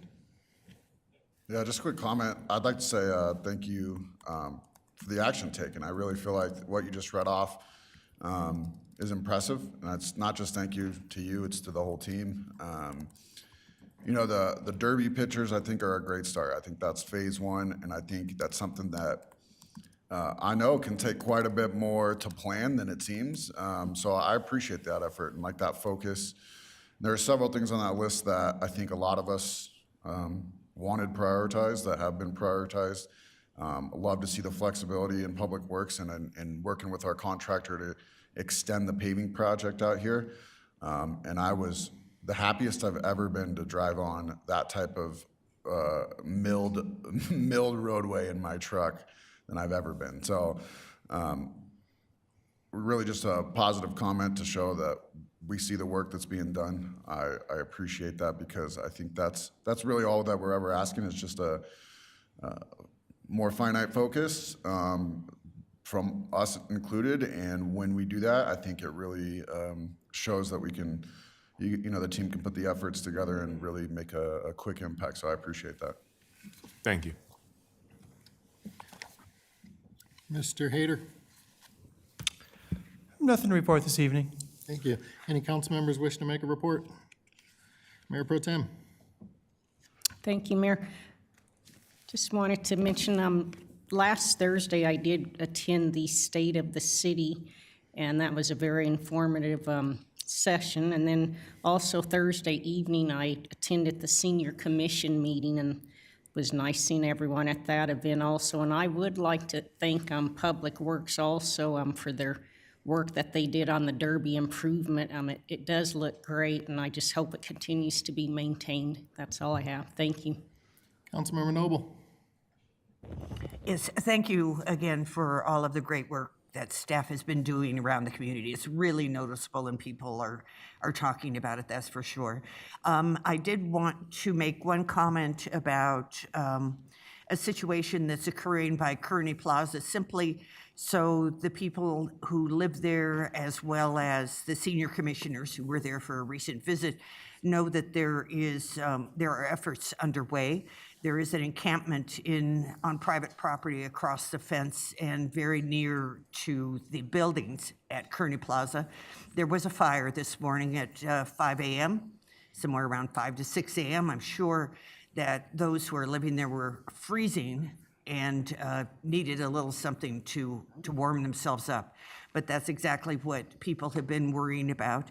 So I hope that as we move forward on our homelessness unhoused issues, that we prioritize areas that need attention. And I would suggest residential would be first, commercial would be second, and then industrial would be third.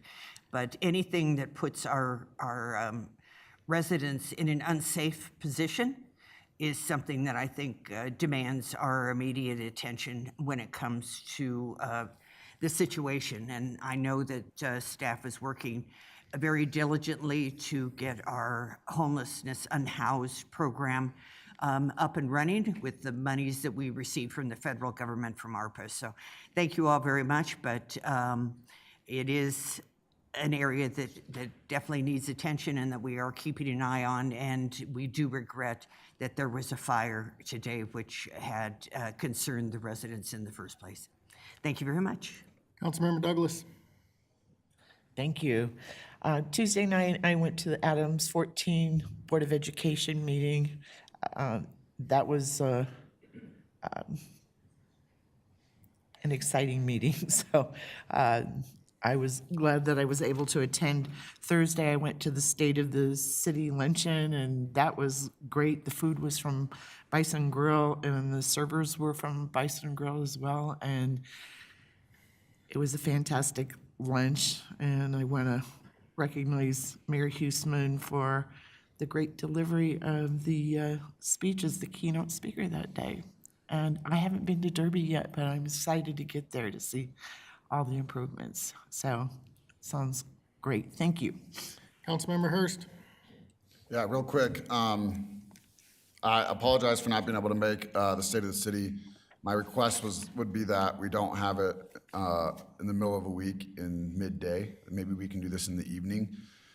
Work with the Chamber of Commerce on that. That way, not just City Council has a better chance, but also more people from our community have a chance to do that, to attend that meeting, because lots of positive feedback about the message that was sent.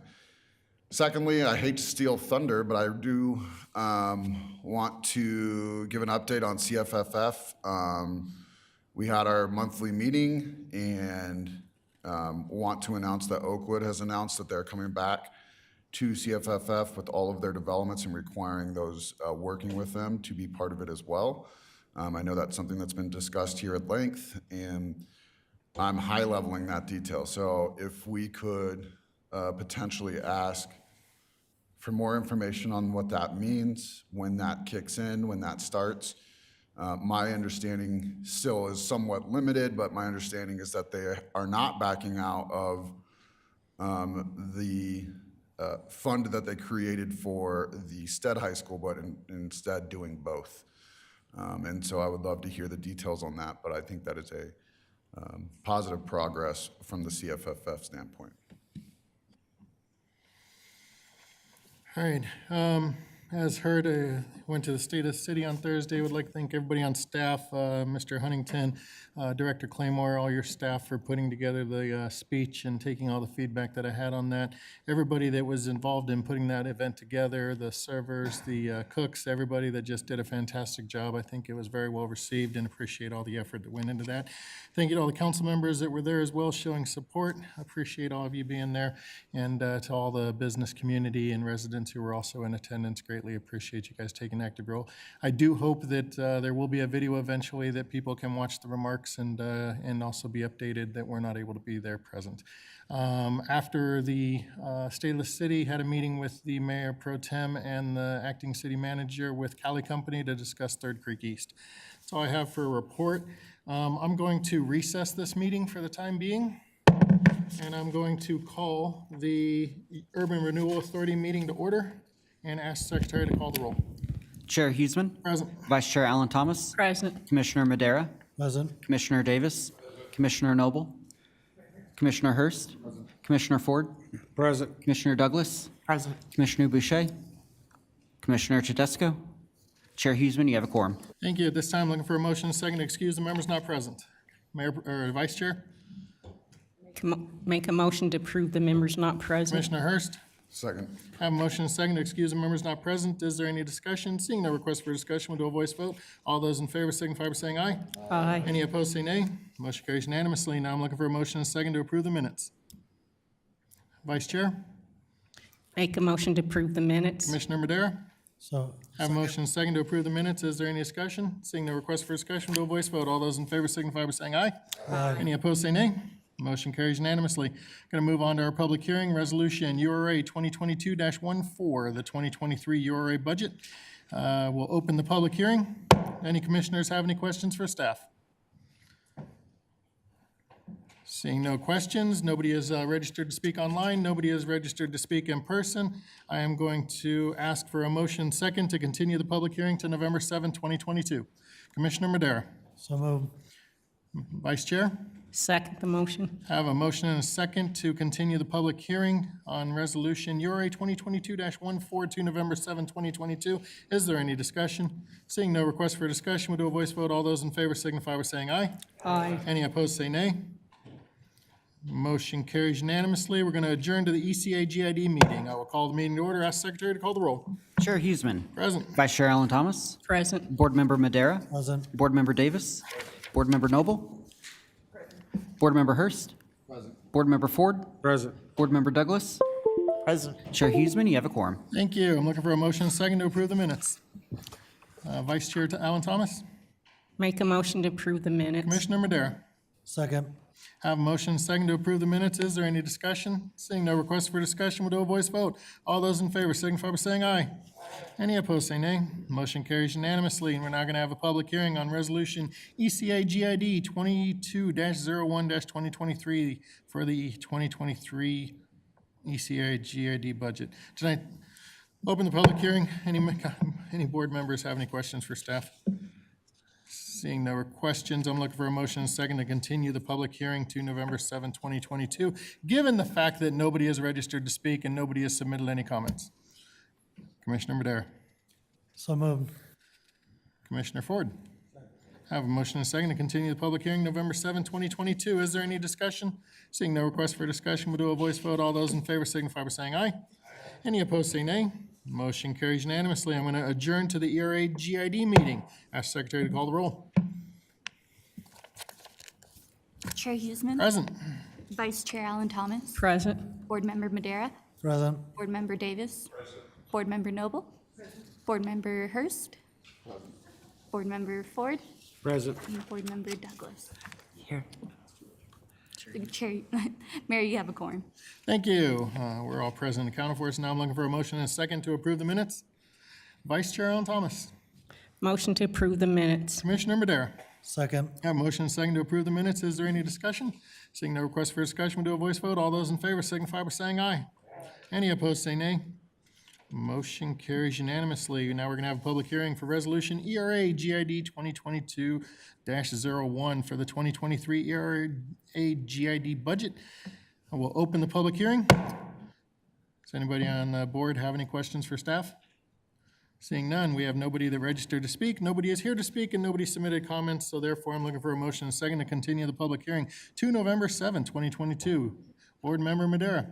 So moved. Board Member Ford. Second. I have a motion and a second to continue the public hearing to November 7, 2022. Is there any discussion? Seeing no request for discussion, we'll do a voice vote. All those in favor signify by saying aye. Any opposed, say nay. Motion carries unanimously. We're now going to adjourn to the NIGID meeting. Call the meeting to order. Ask the Secretary to call the roll. Chair Huseman. Present. Vice Chair Allen Thomas. Present. Board Member Madera. Present. Board Member Davis. Board Member Noble. Board Member Hurst. Board Member Ford.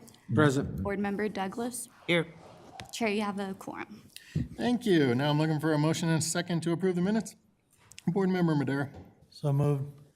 Vice Chair Allen Thomas. Second the I have a motion. motion and a second to approve the minutes. Is there any discussion? Seeing no request for discussion, we'll do a voice vote. All those in favor signify by saying aye. Aye. Any opposed, say nay. Motion carries unanimously. All right, we're going to have a public hearing tonight. It is going to be for Resolution NIGID 22-01 for the 2023 NIGID budget. I will open the public hearing and invite Cheryl Karstens, Director of Finance, to provide us the presentation. Good evening, thank you. Here tonight to talk to you about the 2023 budget. At a previous meeting, I was asked to discuss options about the mill levy certification, so that is primarily what I'll be focused on tonight. The resolution that was in your packet for reference listed the mills at 20, as that has been the mills that we have certified for previous years. However, you can see that the property tax revenue generated is about $9.5 million. The Series 2013 debt payment is $5 million, so we would be adding a portion to fund balance. The initial ballot ordinance that was passed indicated that property tax revenue that exceeded debt service payments had to be held in reserve for future payment of debt service. So that would sit in fund balance until a point that we decided to either pay debt early or until the end of the payment. The Series 2013 debt is scheduled to be paid off in 2038. So any excess you could do a future pay down of that debt service, that would start with at the end of the debt service payment and pay it off. So for example, if you wanted to pay 5 years off of that amortization schedule, that would be about 26 million, or if you wanted to pay 10 years off, that would be about 45 million. So each year, as you add to fund balance, we would have a potential to pay off early as a possibility, or you could have a discussion tonight about lowering that mill levy. So in the presentation, I provided some information. The debt service payment for 2023 is just over 5 million, but you do have to take into consideration the full amortization schedule. And in the max year, the debt service payment will climb to 5.8 million. That is in year 2032 through 2038. So you do need to be able to cover with property tax revenue that escalation in the amortization schedule over time. This slide shows you an example of what would happen if we did lower the mill levy. I gave a couple of examples, and I anticipated that one of the questions would be, what would property owners save if we reduce that mill levy? So you can see that, for example, if we lowered that to 18 mills, they would save about $13.90 per 100,000 of valuation of their house, and that changes for each mill levy that you reduce it to. I stopped at 15 for purposes of presentation information. In order to pay the maximum annual of that 5.8 million, the lowest you could possibly go is 13 mills to be able to cover that. Now, in future years, you are going to see assessment values change over time, so that likely could change over time. I would just caution you that it is harder to lower and then go back up in a year if you have to. So I would suggest a conservative approach to that, but that is certainly up to the board to provide that direction to staff. If you do provide that direction to us tonight to lower the mill levy, we will need to amend the materials for the November 7th meeting. We would update the resolution that is submitted, and we will be asking you to adopt that night. This slide shows you the information about the 2013, just as a reminder what that debt was issued for. As of December of this year, we will have passed that optional redemption period. So anytime after December of this year, we could do an early pay down of debt. We have to provide 60 days notice to those bondholders. So I would be, if I were directed to do that, I would bring a resolution to you similar to what we asked you to do to pay off the Series 2002 this year, and that could be done at any time the board provided that direction. This just shows you in terms of dollars as opposed to what property owners would save, how much in a reduction of revenues would happen based on the direction that the board provided on any type of reduction you wanted to consider. Again, if you don't consider a reduction, any excess would be held in fund balance. We can provide that information on an annual basis as part of the budget to let you know how much would be eligible to pay down. Keep in mind that starting in about, earlier I mentioned that to pay off 5 years would be about $26 million. That debt service per each year principal is anywhere from 4.8 million to almost 5.6 million, and because they would start at the back end and pay those off, you would at least need to have that principal amount to be able to pay off a particular year. But you could pay off 1 year, 2 years, 3 years, whatever the reserve was built up if you kept the property tax mill levy higher and, you know, continued to add up that excess. So at this point, we are looking for direction on whether or not the board recommends adopting the resolution at the 20 mills that currently exists for the NIGID, or if there's consideration for setting a new mill levy for the 2023 budget year. Councilmember Noble. I'm all in favor of setting a new mill levy, a lower mill levy. And to be clear, this is the Northern Infrastructure Government Improvement District. And what is the street, north of which street does this apply to? Who is in the NIGID, the boundaries of the NIGID? I believe it's north of 88th Avenue. I don't know if anybody wants to correct my understanding of that. That is correct. north of 88th Avenue, up to 120th. Okay. And does it sweep all the way east to west for the city as well? It heads all the way over to Highway 2. Okay, so because I just want to make it clear that the folks who live in this region have been paying this infrastructure debt, this extra mill levy, in addition to what other mill levies they pay, which could include their metro districts. I think that because of the crunch that's happening financially for people right now, that reducing the mill levy to, say, 15, which would be, you know, on a $400,000, $500,000 house would be $150 a year approximately, would be really great. And it will matter more to them than shortening the bond payment period. So I'm all in favor of lowering the mill. And my apologies, it's actually over to Brighton Road, north of 88th. Thank you. Councilmember Madera. So it looks like the obligation increases in 2028. Do we have revenue projections, you know, going out that far? And, you know, what are we expecting? Are we expecting growth in the revenue base, or is this kind of, you know, something that we're not seeing tremendous growth in from a revenue standpoint? We have definitely seen growth in the last several years, anywhere from 8% to 25%. Keep in mind, they do a reassessment every 2 years. Legislation was passed in 2022 that we would have a temporary reduction in the assessment rate for residential property. That is expected to stop after 2024 unless there's additional legislation. So that could certainly impact the revenue. But I do anticipate that we would continue to see that assessment value increase. Will it be as large of an increase as we have seen in the last year? That's hard to tell. Some economists will tell you yes, some will tell you no. But I do expect that it would increase, and you know, the board could take further action in a couple of years. Each year we do look at, based on the assessment valuation that we receive from the county, what that revenue is going to look like. They give that to us at the end of August each year, and we don't get the final assessment certification until after the budget adoption, so we always use the preliminary assessment. But I do anticipate that we would continue to see those revenues increase. Is there any covenants for, you know, debt coverage ratios or anything to the effect?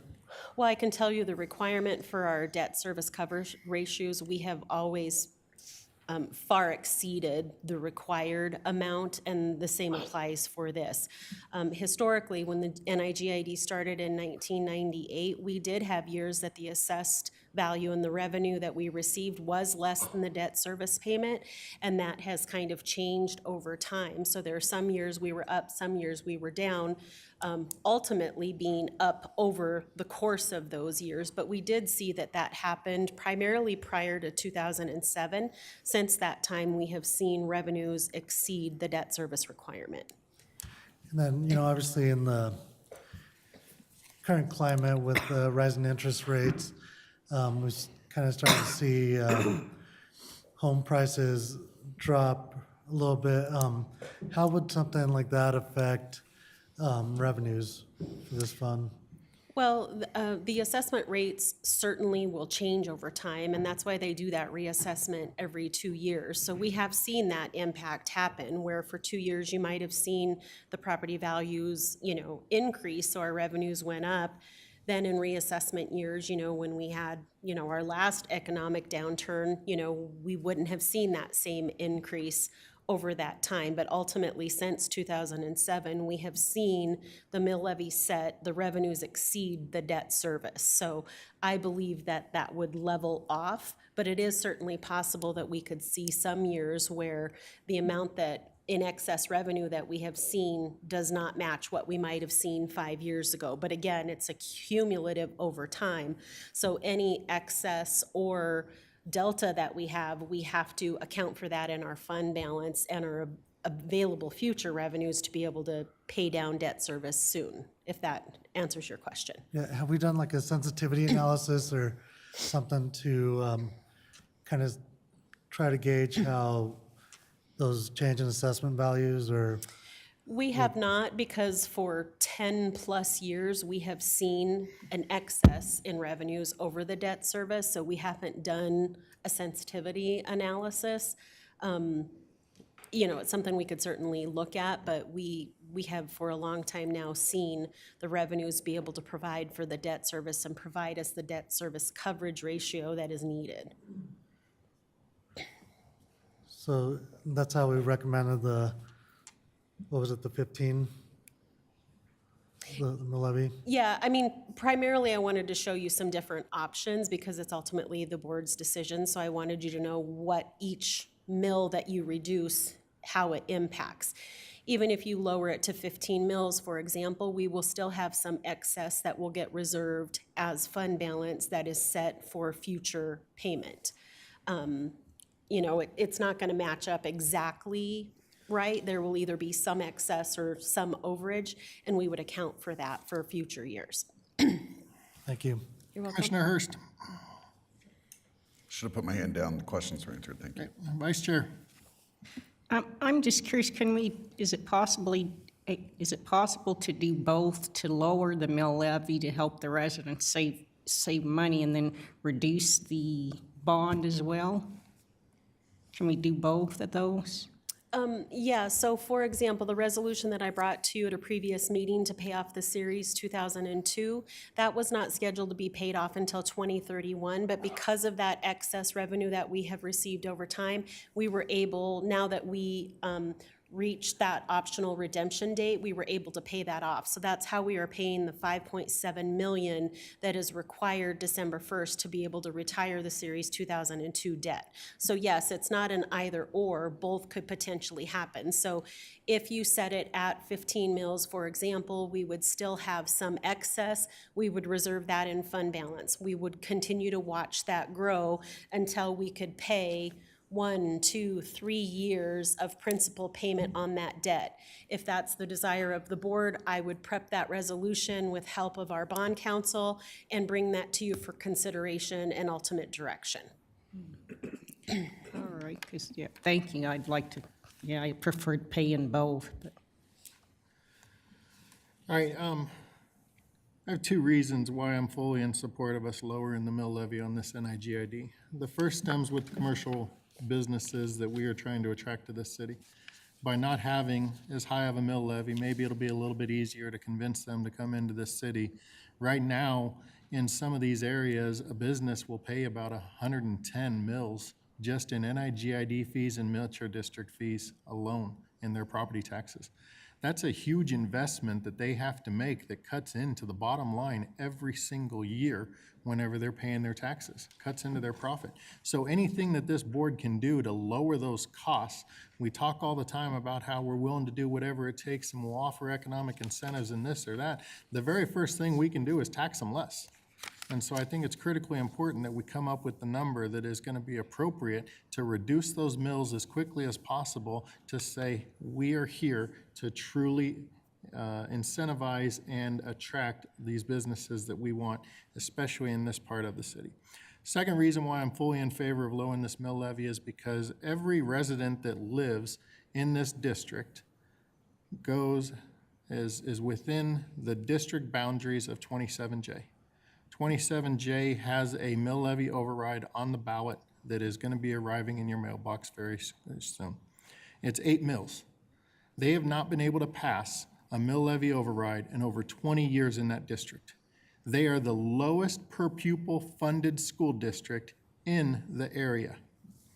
They need more money to continue to provide a quality education for the children in this community.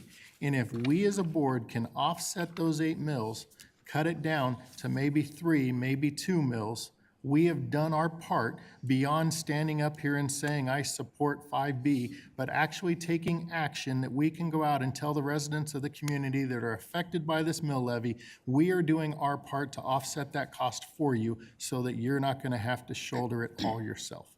So again, I am fully supportive, whether it be we bring it down 5 mills or we bring it down 7 mills. We need to help the business community to come to our community, and we also need to help the school district by doing our part to get those property taxes as low as possible so that they can get that mill levy override passed and we can actually continue to support the children in this community.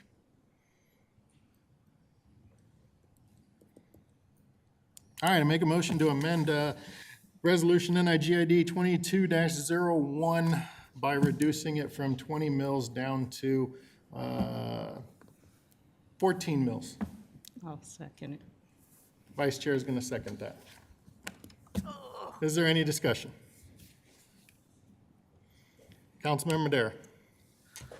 I'd be supportive of a 5 mil decrease, but I think, once we start getting past that, it'll probably work for a few years, but, you're kind of going paycheck to paycheck at that point. Any other discussion? All right, the motion on the table right now, motion and the second is to set the mill levy for the NIGID for 2023 at 14 mills. All those in favor signify by saying aye. Aye. Any opposed, say nay. Nay. And that is going to pass 6-2. Mr. Hayter? No? Okay, you looked at me like you wanted to talk. Mayor, who was the second nay? I'm sorry, I didn't catch that. I believe it was Mr. Davis and Mr. Madera were both the nays. Thank you so much. Great. Good luck, 27J. I hope that helps you to get that passed this year. Now, I am looking for a motion and a second to continue the public hearing to November 7, 2022. Commissioner Hurst. So moved. Board Member Ford. I have a motion and a second to continue the public hearing to November 7, 2022. Is there any discussion? Seeing no request for discussion, do a voice vote. All those in favor signify by saying aye. Aye. Any opposed, say nay. Motion carries unanimously. We are going to adjourn the NIGID meeting, and we are going to reconvene the city council meeting. For the record, we are all still present for the city council meeting. Last item of our agenda that needs to be done in 35 minutes or less is an executive session. Looking for a motion and a second to enter an executive session pursuant to CRS Section 24-6-402, parentheses 4, subparentheses F and I, for the purpose of discussing personnel matters, specifically the transfer of the Director of Human Resources, as well as pursuant to CRS 24-6-402, parentheses 4, subparentheses F and I. Oh, I'm sorry, timeout. I got ahead of myself. Councilmember Hurst. So moved. Mayor Pro Tem. Second the motion. All right, pursuant to CRS 24-6-402, parentheses 4, subparentheses F, subparentheses I, the employee who is the subject of the executive session for personal matters may request that the matter instead be addressed in open session. Mr. Armando Guardiola, is it your desire that the matter be addressed in open session? It is not. Great. I have a motion and a second to enter executive session. Is there any discussion? Councilmember Hurst? All right. I am not in support of this executive session. I do not see a need for the executive session. The city council has given the authority as an acting city manager to Jason Rogers to act on behalf of leading this organization, and I trust that he is coming forth with the idea that he needs in order to make his organization successful. Last thing I need to do is go into another executive session and discuss this topic any further in order to have discussion, give guidance, or anything like that. So I am not in favor of the executive session. Any other discussion? Seeing no other requests for discussion, we'll do a voice vote. All those in favor signify by saying aye. Aye. Any opposed, say nay. Nay. Where am I at here? Are we or are we not going into executive session? All right. Yes, sir. Can I do my job for a minute, Mr. Hayter? May I have just one moment, please?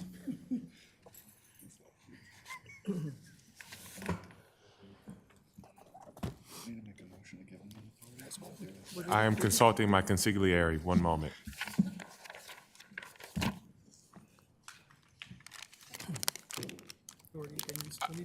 I'm going to be asking, my clarifying question is, you all are in support of my direction of the transfer of the Human Resource Director into the Center of Innovation? Again, if you let us do our job. I'm simply following the advice of the city attorney. What was the motion on the floor? I voted The motion yes. was whether or not we're going to go into executive session and talk about this any further. 4 people voted to go into executive session. 4 people voted not to go into executive session. Therefore, the motion fails. We're not going into executive session. This time, I'm now looking for a motion and a second to authorize the city manager, acting city manager Rogers, to transfer the Director of Human Resources to the Center for Innovation and Excellence and rainbows and unicorns and everything else involved in that. Councilmember Hurst. So moved. Councilmember Ford. Including the rainbows. Second. I have a motion and a second to authorize the acting city manager, Jason Rogers, to transfer the Director of Human Resources to the Center of Innovation and Excellence. Is there any discussion? Councilmember Noble? Yes, thank you very much. Yes, I would say then that since this is the acting city manager making this decision as opposed to the city manager, that all decisions at this level mean that the acting city manager then is accountable. And if there should be a change in roles, that it become part of the criteria for evaluation for the city manager as well. Thank you. I think that is a very good point to be made. And I'm sure that Mr. Rogers is fully aware of what he is being granted and expected of him at this time with this vote. Yes. Very good. Thank you. Any other discussion? Seeing no request for discussion, I have motion and a second to allow the acting city manager to make this transfer. All those in favor signify by saying aye. Aye. Any opposed, say nay. Motion carries unanimously. That is our last item for business. Everybody have a good evening. City Council is adjourned. Have a good week.